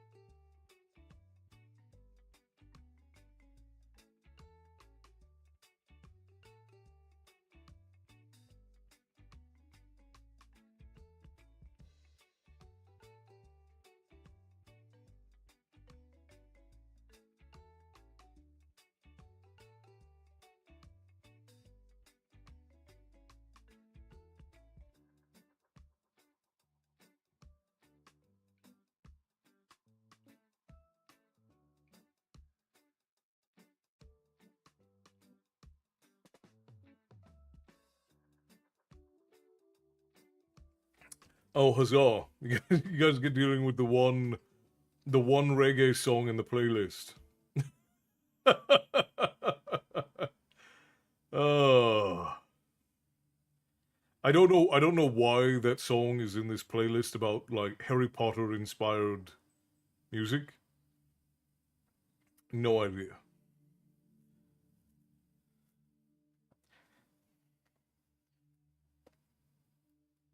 Still crazy to me that I read this 37 chapters long book in 11 days back in 8th grade-ish. Yeah, these books captured the hearts and minds of a lot of folk. There are a lot of folk who started reading because of Harry Potter. It makes sense that when Lord Voldemort tried to kill Harry, another piece of his soul would tear off and attach to Harry. I turned it all down. There's this one like it's literally called Kingston Town or Kingston Hill, and it's like a very reggae song that's in this playlist, and it's weird because the rest of it is like like stuff like that. There's three songs that don't really fit the theme, and then there's that one, and it's just very strange. Not 8th grade, would have been towards the end of high school. Yeah, because when was it? Like 2008 was when the last book came out, something like that. Because pot and reggae, well, that's true. That's true, Bear. All right, friends, the ads are done. Let's go ahead and finish up this story.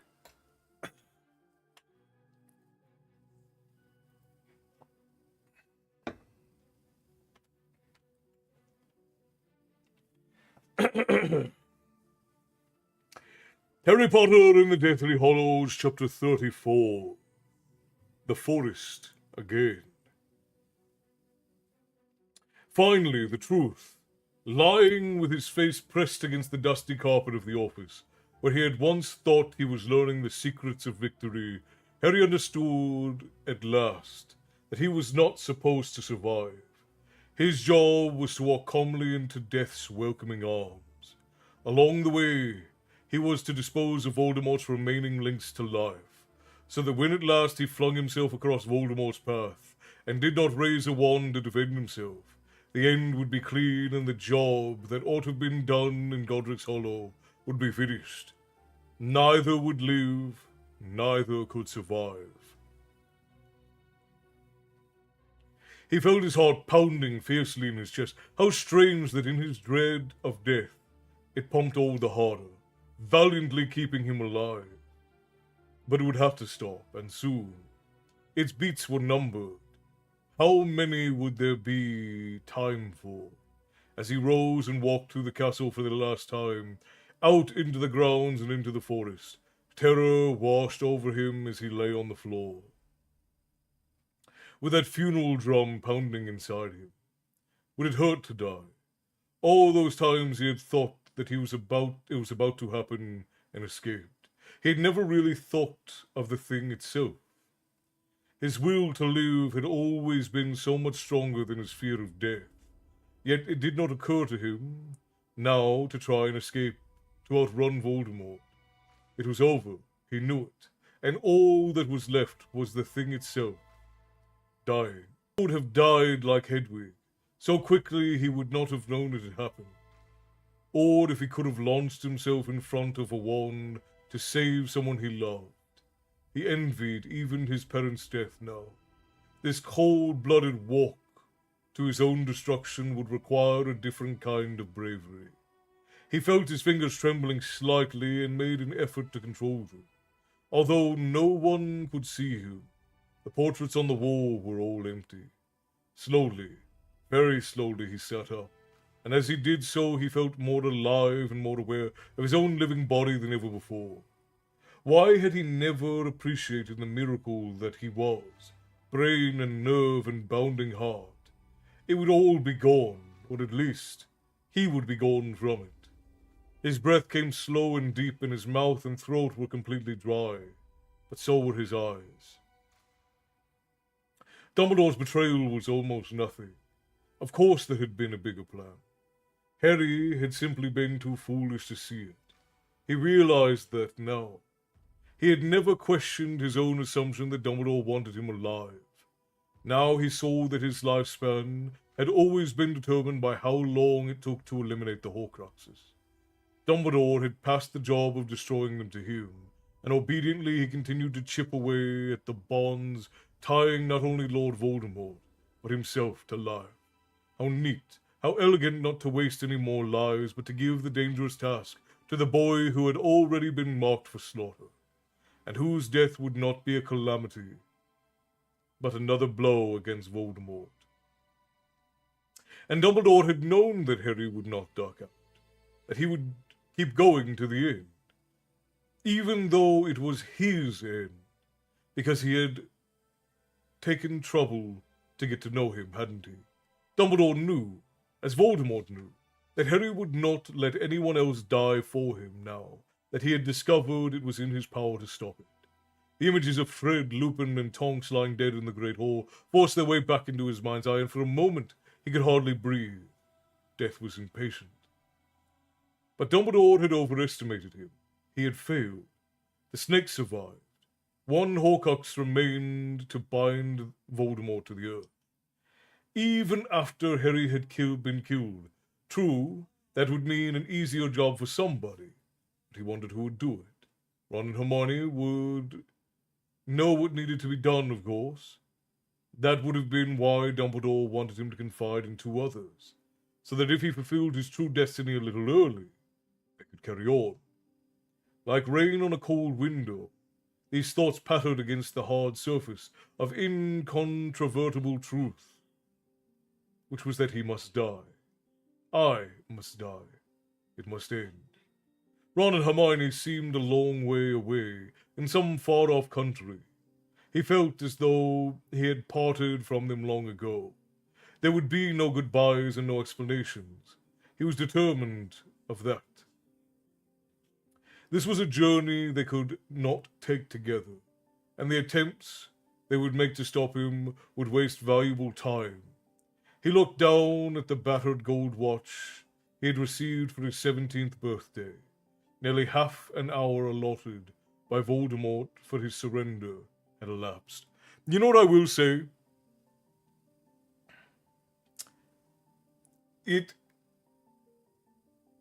I'm not gonna spend too much time on this, but it would have been very ballsy for Rowling to actually kill Harry at the end of all of this. Devo, thank you for the air dancer. I appreciate you for that. Tips of the Tavern Keeper always appreciated. If she had had the balls to kill Harry at the end of this, that would have made for a truly spectacular and unrivaled ending. Now, I know she doesn't, spoiler alert, because there's a sequel and all of the kinds of things come out of this, but that would have been, like, unprecedented at the time in fantasy to let the hero die.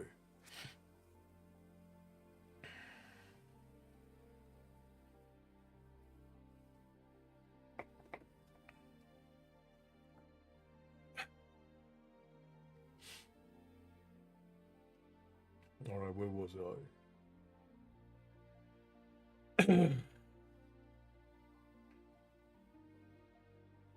No one would have liked it, but it would have been the best logical ending to the story. Like, it would have been really good writing. And I know that, like, people don't like when the heroes die, but she set this up perfectly to have the hero die. Like, the logical conclusion based on how she wrote the story is that Harry should resurrection spell for him. I agree, resurrection spell for him. I agree, but a lot of heroes died in this book. To a certain extent, most of the characters that die, with the exception of Dumbledore, were all sort of like background characters. Like, they were important to Harry. Like, all of the side characters are very important. But she took pains to only have people die who were sort of always on the fringes. Hi, bro, what you play? I'm not playing anything. We're reading stories, my friend.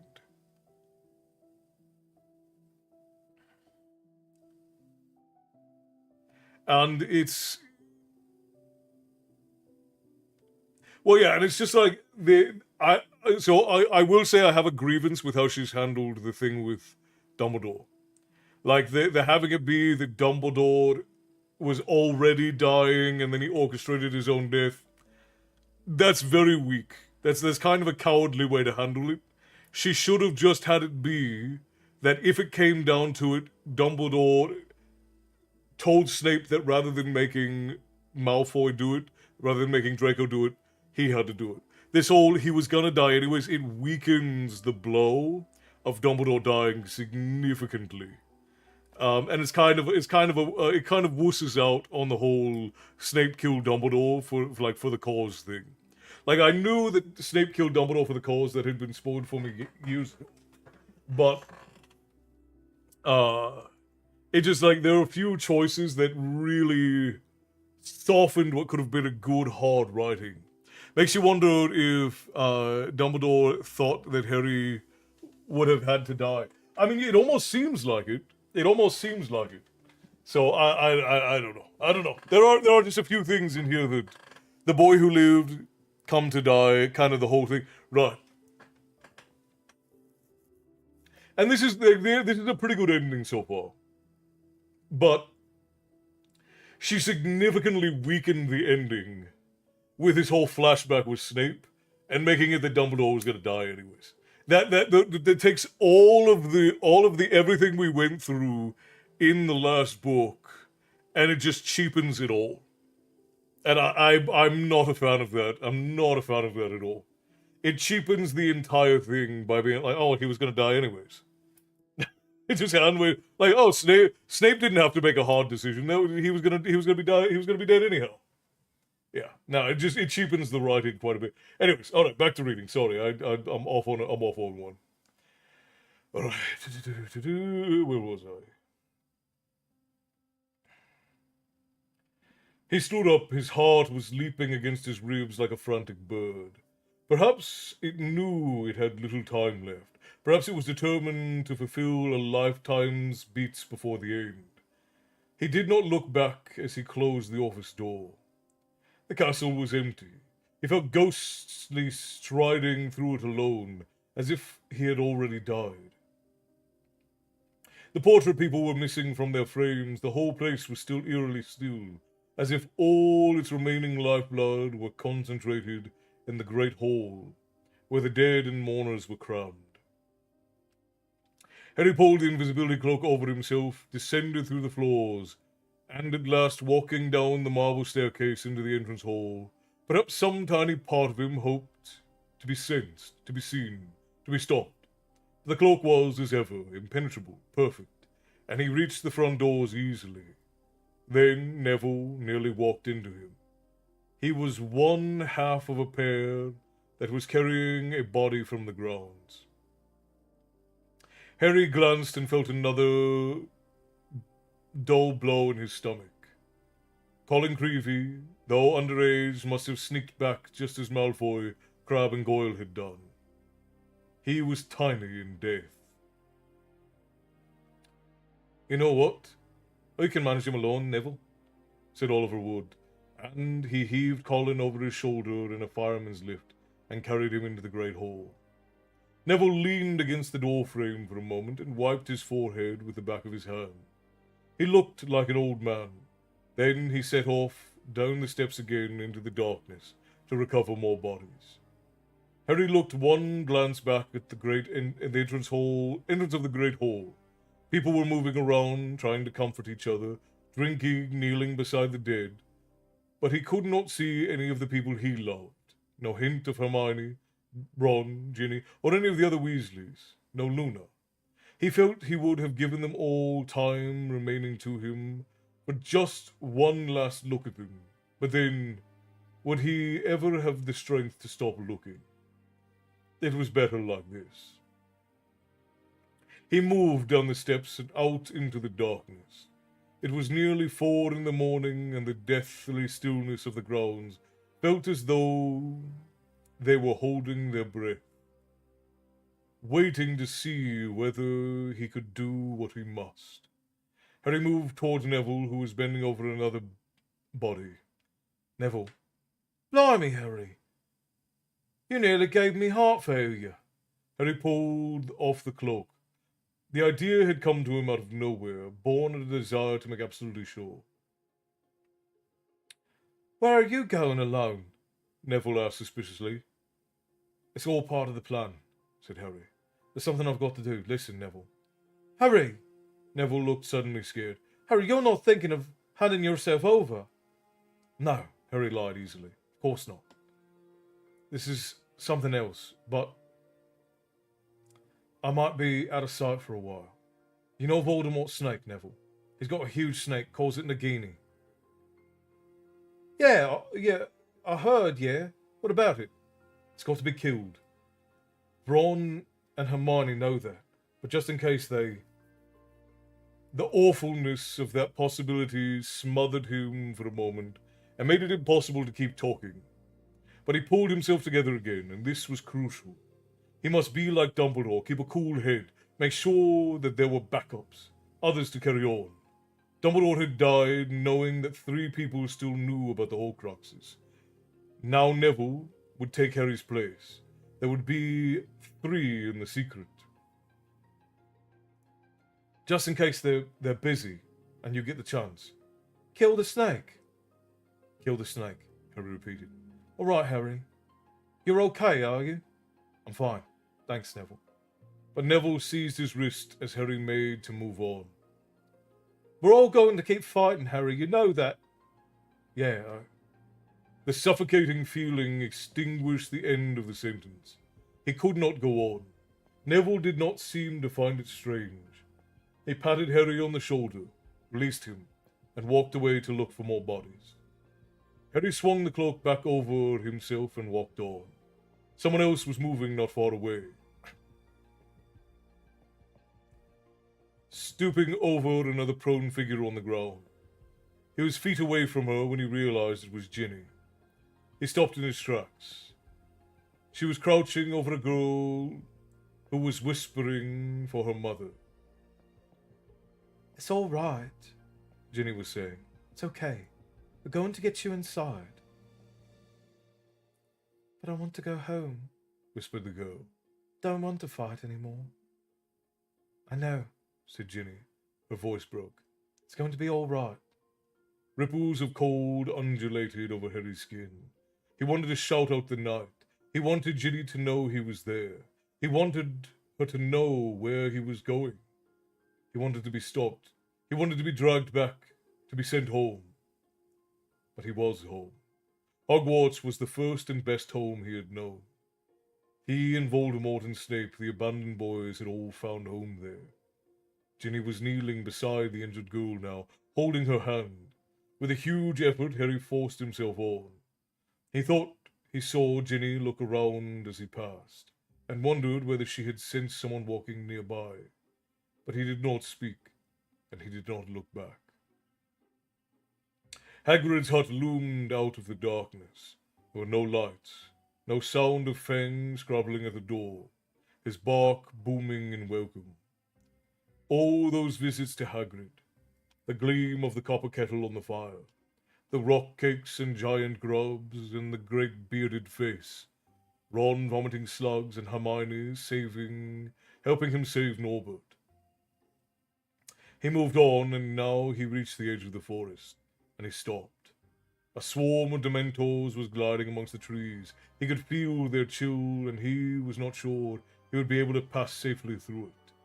He had no strength left for a Patronus. He could no longer control his own trembling. It was not, after all, so easy to die. Every second he breathed the smell of the grass. The cool air on his face was so precious. To think that he had years and years, time to waste, so much time it dragged, and he was clinging to each second. At the same time, he thought that he would not be able to go on, and knew that he must. The long game was ended. The snitch had been caught. It was time to leave the air. The snitch. His nerveless fingers fumbled for a moment with the pouch at his neck and pulled it out. I open at the close. Breathing fast and hard, he stared down at it.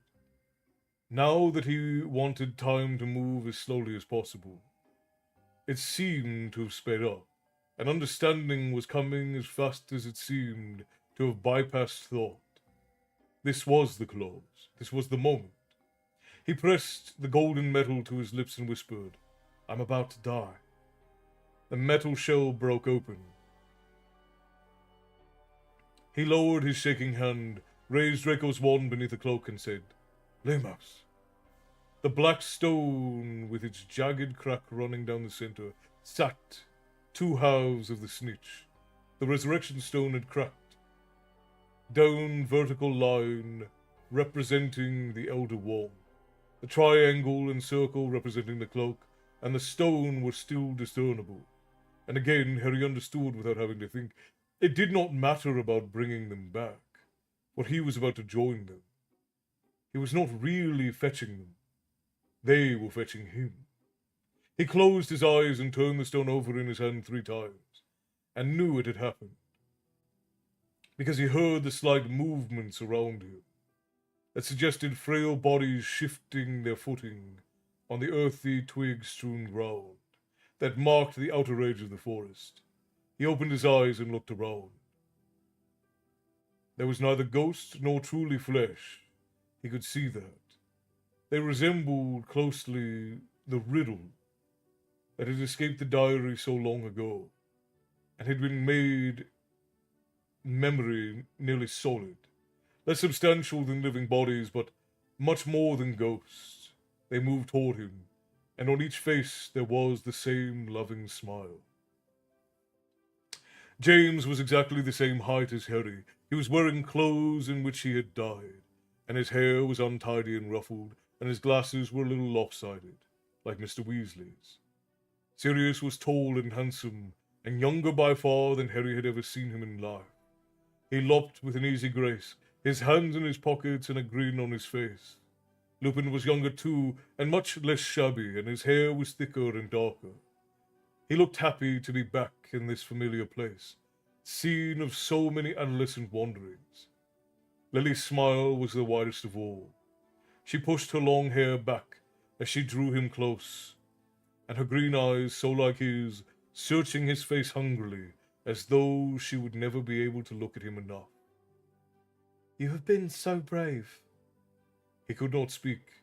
His eyes feasted on her, and he thought that he would stand and look at her forever, and that would be enough. "You're nearly there," said James. "Very close. I'm so proud of you." "Does it hurt?"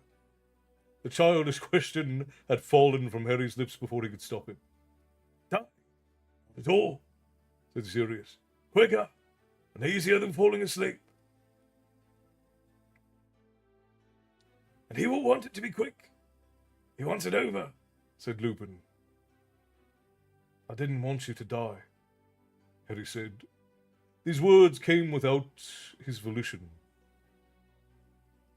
And any of you, I'm sorry." He addressed Lupin more than any of them, beseeching him. "Right after you had your son, Remus, I'm sorry." "I'm sorry too," said Lupin. "I'm sorry I will never know him. But he will know why I died, and I hope he will understand. I was trying to make a world which he could live a happier life." A chilly breeze seemed to emanate from the heart of the forest, lifted the hair of Harry's brow. He knew that they would not tell him to go. That would have to be his decision. "You'll stay with me till the very end," said James. "They won't be able to see you?" asked Harry. "We are part of you," said Sirius. "Invisible to anyone else." Harry looked at his mother. "Stay close to me," he said quietly, and he set off. The Dementor's chill did not overcome him. He passed through it with his companions, and they acted like Patronuses to him, and together they marched through the old trees as they grew together. They grew closely together. Their branches tangled, their roots gnarled and twisted underfoot. Harry clutched the cloak tightly around him in the darkness, traveling deeper and deeper into the forest, with no idea where exactly Voldemort was, but sure that he would find him. Beside him, making scarcely a sound, walked James, Sirius, Lupin, and Lily, and their presence was his courage, and the reason he was able to keep putting one foot in front of the other.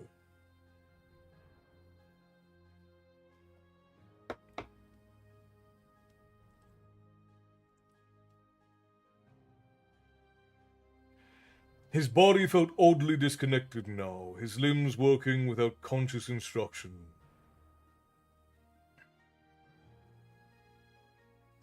As if he were a passenger, not driver.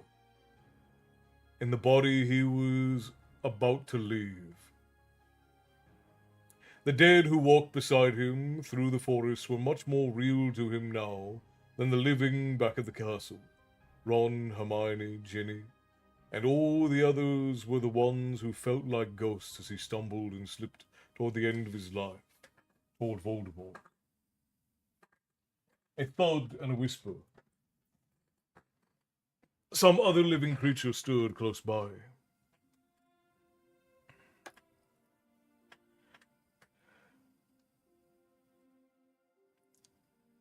Harry stopped under the cloak and peered around, listening, and his mother and father, Lupin and Sirius stopped too. "Someone's there," came a rough whisper close at hand. "He's got an invisibility cloak. Could be." Two figures emerged from behind a nearby tree. Their wands flared, and Harry saw Yaxley and Dolohov peering into the darkness. Directly at the place, Harry, his mother, and father, and Sirius and Lupin stood.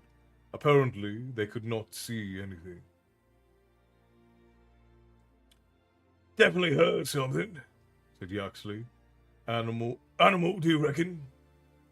"That headcase Hagrid kept a whole bunch of stuff out here," said Dolohov, glancing over his shoulder. Yaxley looked down at his watch. "Time's nearly up. Potter had his hour. He's not coming." "And he was sure he'd come. He won't be happy."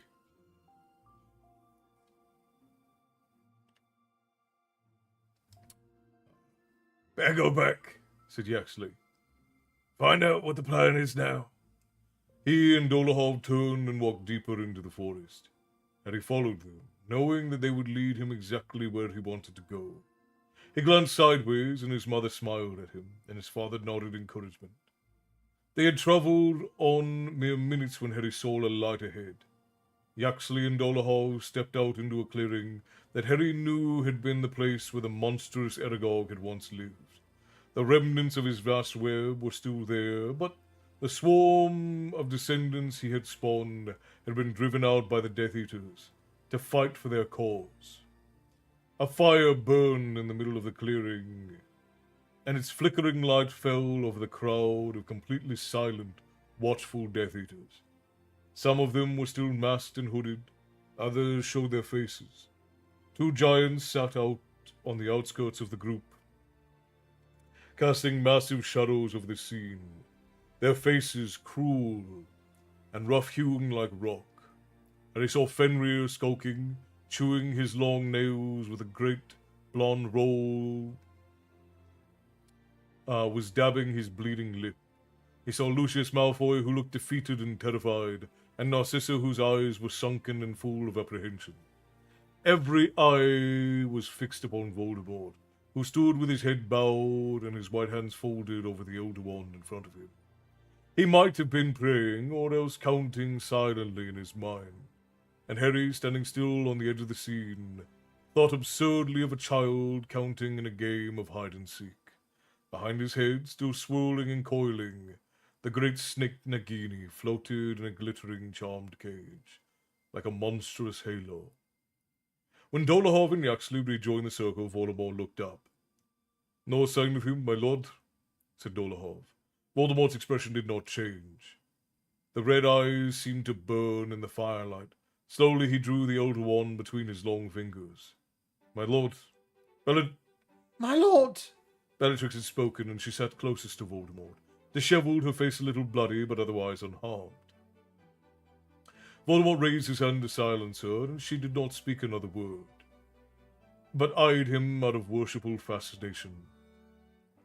I thought he would come, said Voldemort in his high, clear voice, his eyes on leaping fire.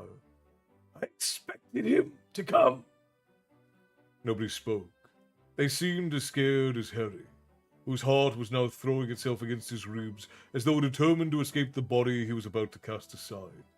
His hands were sweating as he pulled off the invisibility cloak and stuffed it beneath his robes. With his wand, he did not want to be tempted to fight. It seems I was mistaken, said Voldemort. You weren't, Harry said it as loudly as he could, and with all the force he could muster. He did not want to sound afraid. The resurrection stone slipped from between his numb fingers, and out of the corner of his eyes he saw his parents, Sirius and Lupin, vanish as he stepped forward into the firelight. At that moment he felt that nobody mattered but Voldemort. It was just the two of them.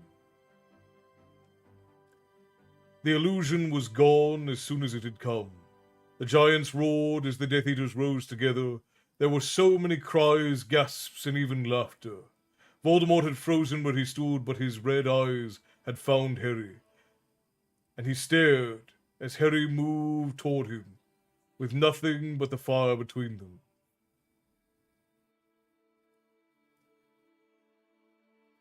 Then a voice yelled, "Harry, no!"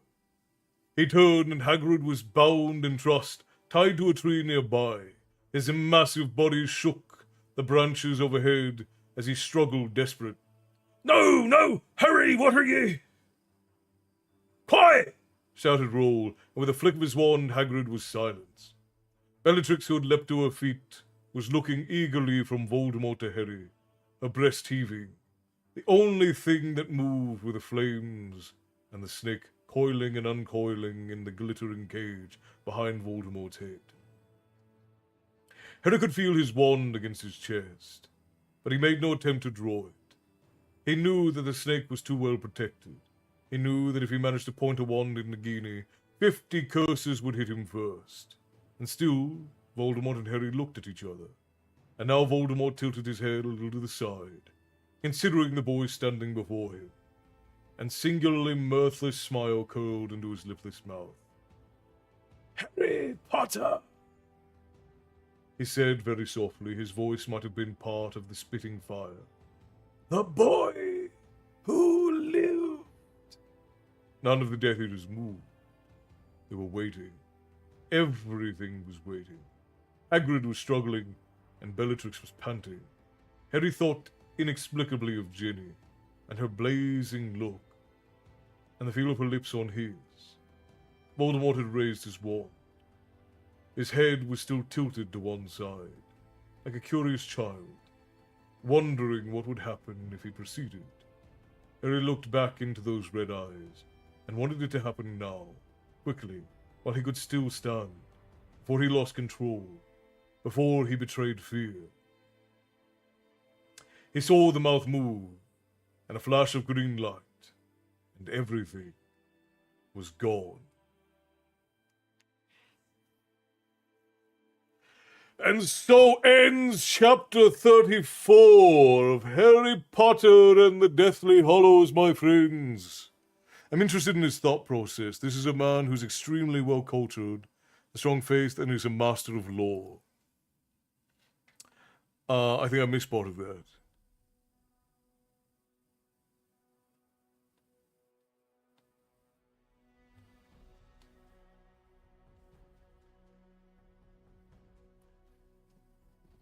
Ugh. Well, friends, that was a hell of a place to end up for the night.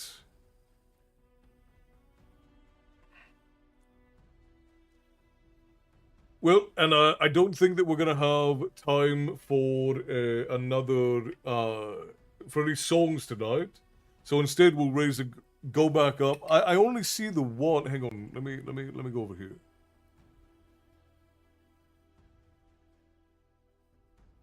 Kirk, thank you for the stars, my friend. I appreciate it. There's nothing so satisfying as being shot at without effect.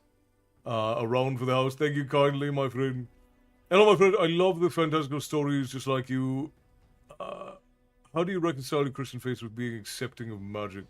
I'm not a religious zealot at all, but I do see how the two things clash. I ask because you are a very centered person that I admire.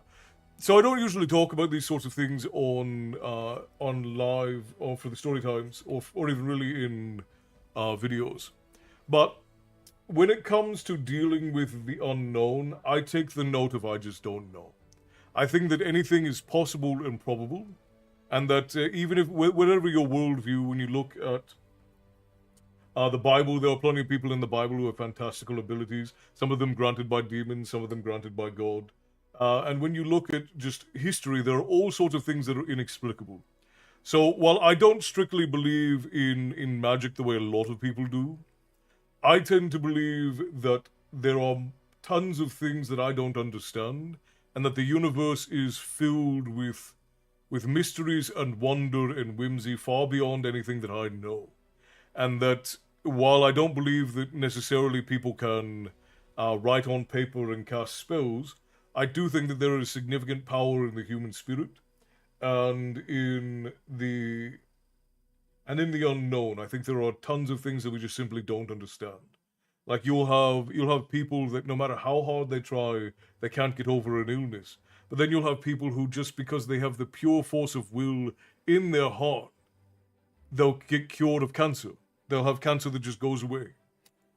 So that's how I tend to think about it from a storyteller's perspective, is that there are an infinite number of things that could be possible, and it is not my job or my place to go, nothing is possible, but rather to look at things from the perspective of anything is possible, but we should always lean on what evidence suggests, but never close the door to anything as far as what wonder might present. Good night, Crystal. Rest well. I believe in fate and destiny to a degree, but not in the way that it is presented in mainstream sort of folk belief. Our family looks at fate and destiny as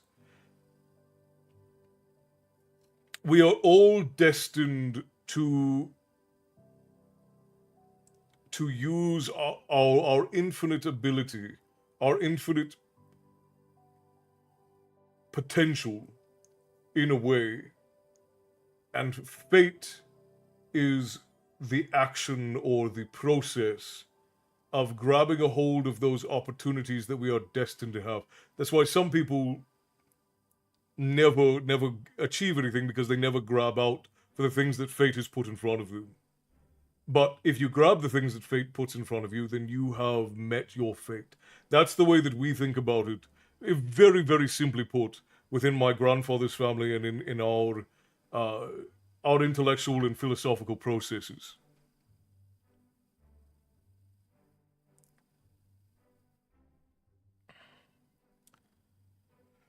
Well, thank you, Douglas. And Berkey, I hope that answered the question. I was being a bit off of it. In short, here we go. Lord Thingy, yes, Lord Thingy. Lord Thingy was a joke from an earlier reading about. It was from one of the readings referred as how Voldemort was referred to by somebody in one of the books. I don't remember how it was, but it just kind of became a thing. We've made the joke so often. There's an awesome scene with Draco that they cut from the movie, and it was a crap movie. They filmed it and then later cut it. Huh. Yeah, I'm interested to see how some of this stuff gets handled in the film, because it'll be interesting to see.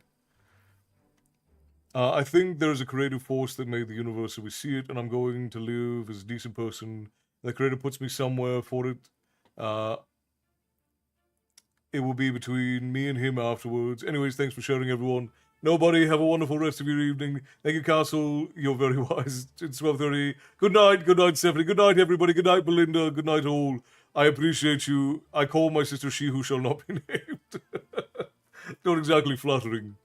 Uncle Vernon is referred to him as Lord Thingy. That's right. Thank you, Bear. I appreciate your memory.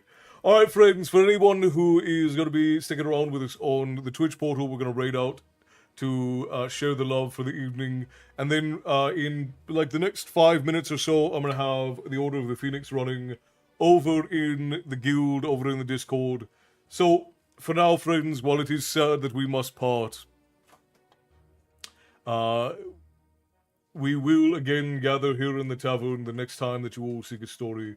I appreciate you, my friends, and I will see you again very soon. But until next time, I will bid you all stay bloodthirsty, and we will see you then. Good night.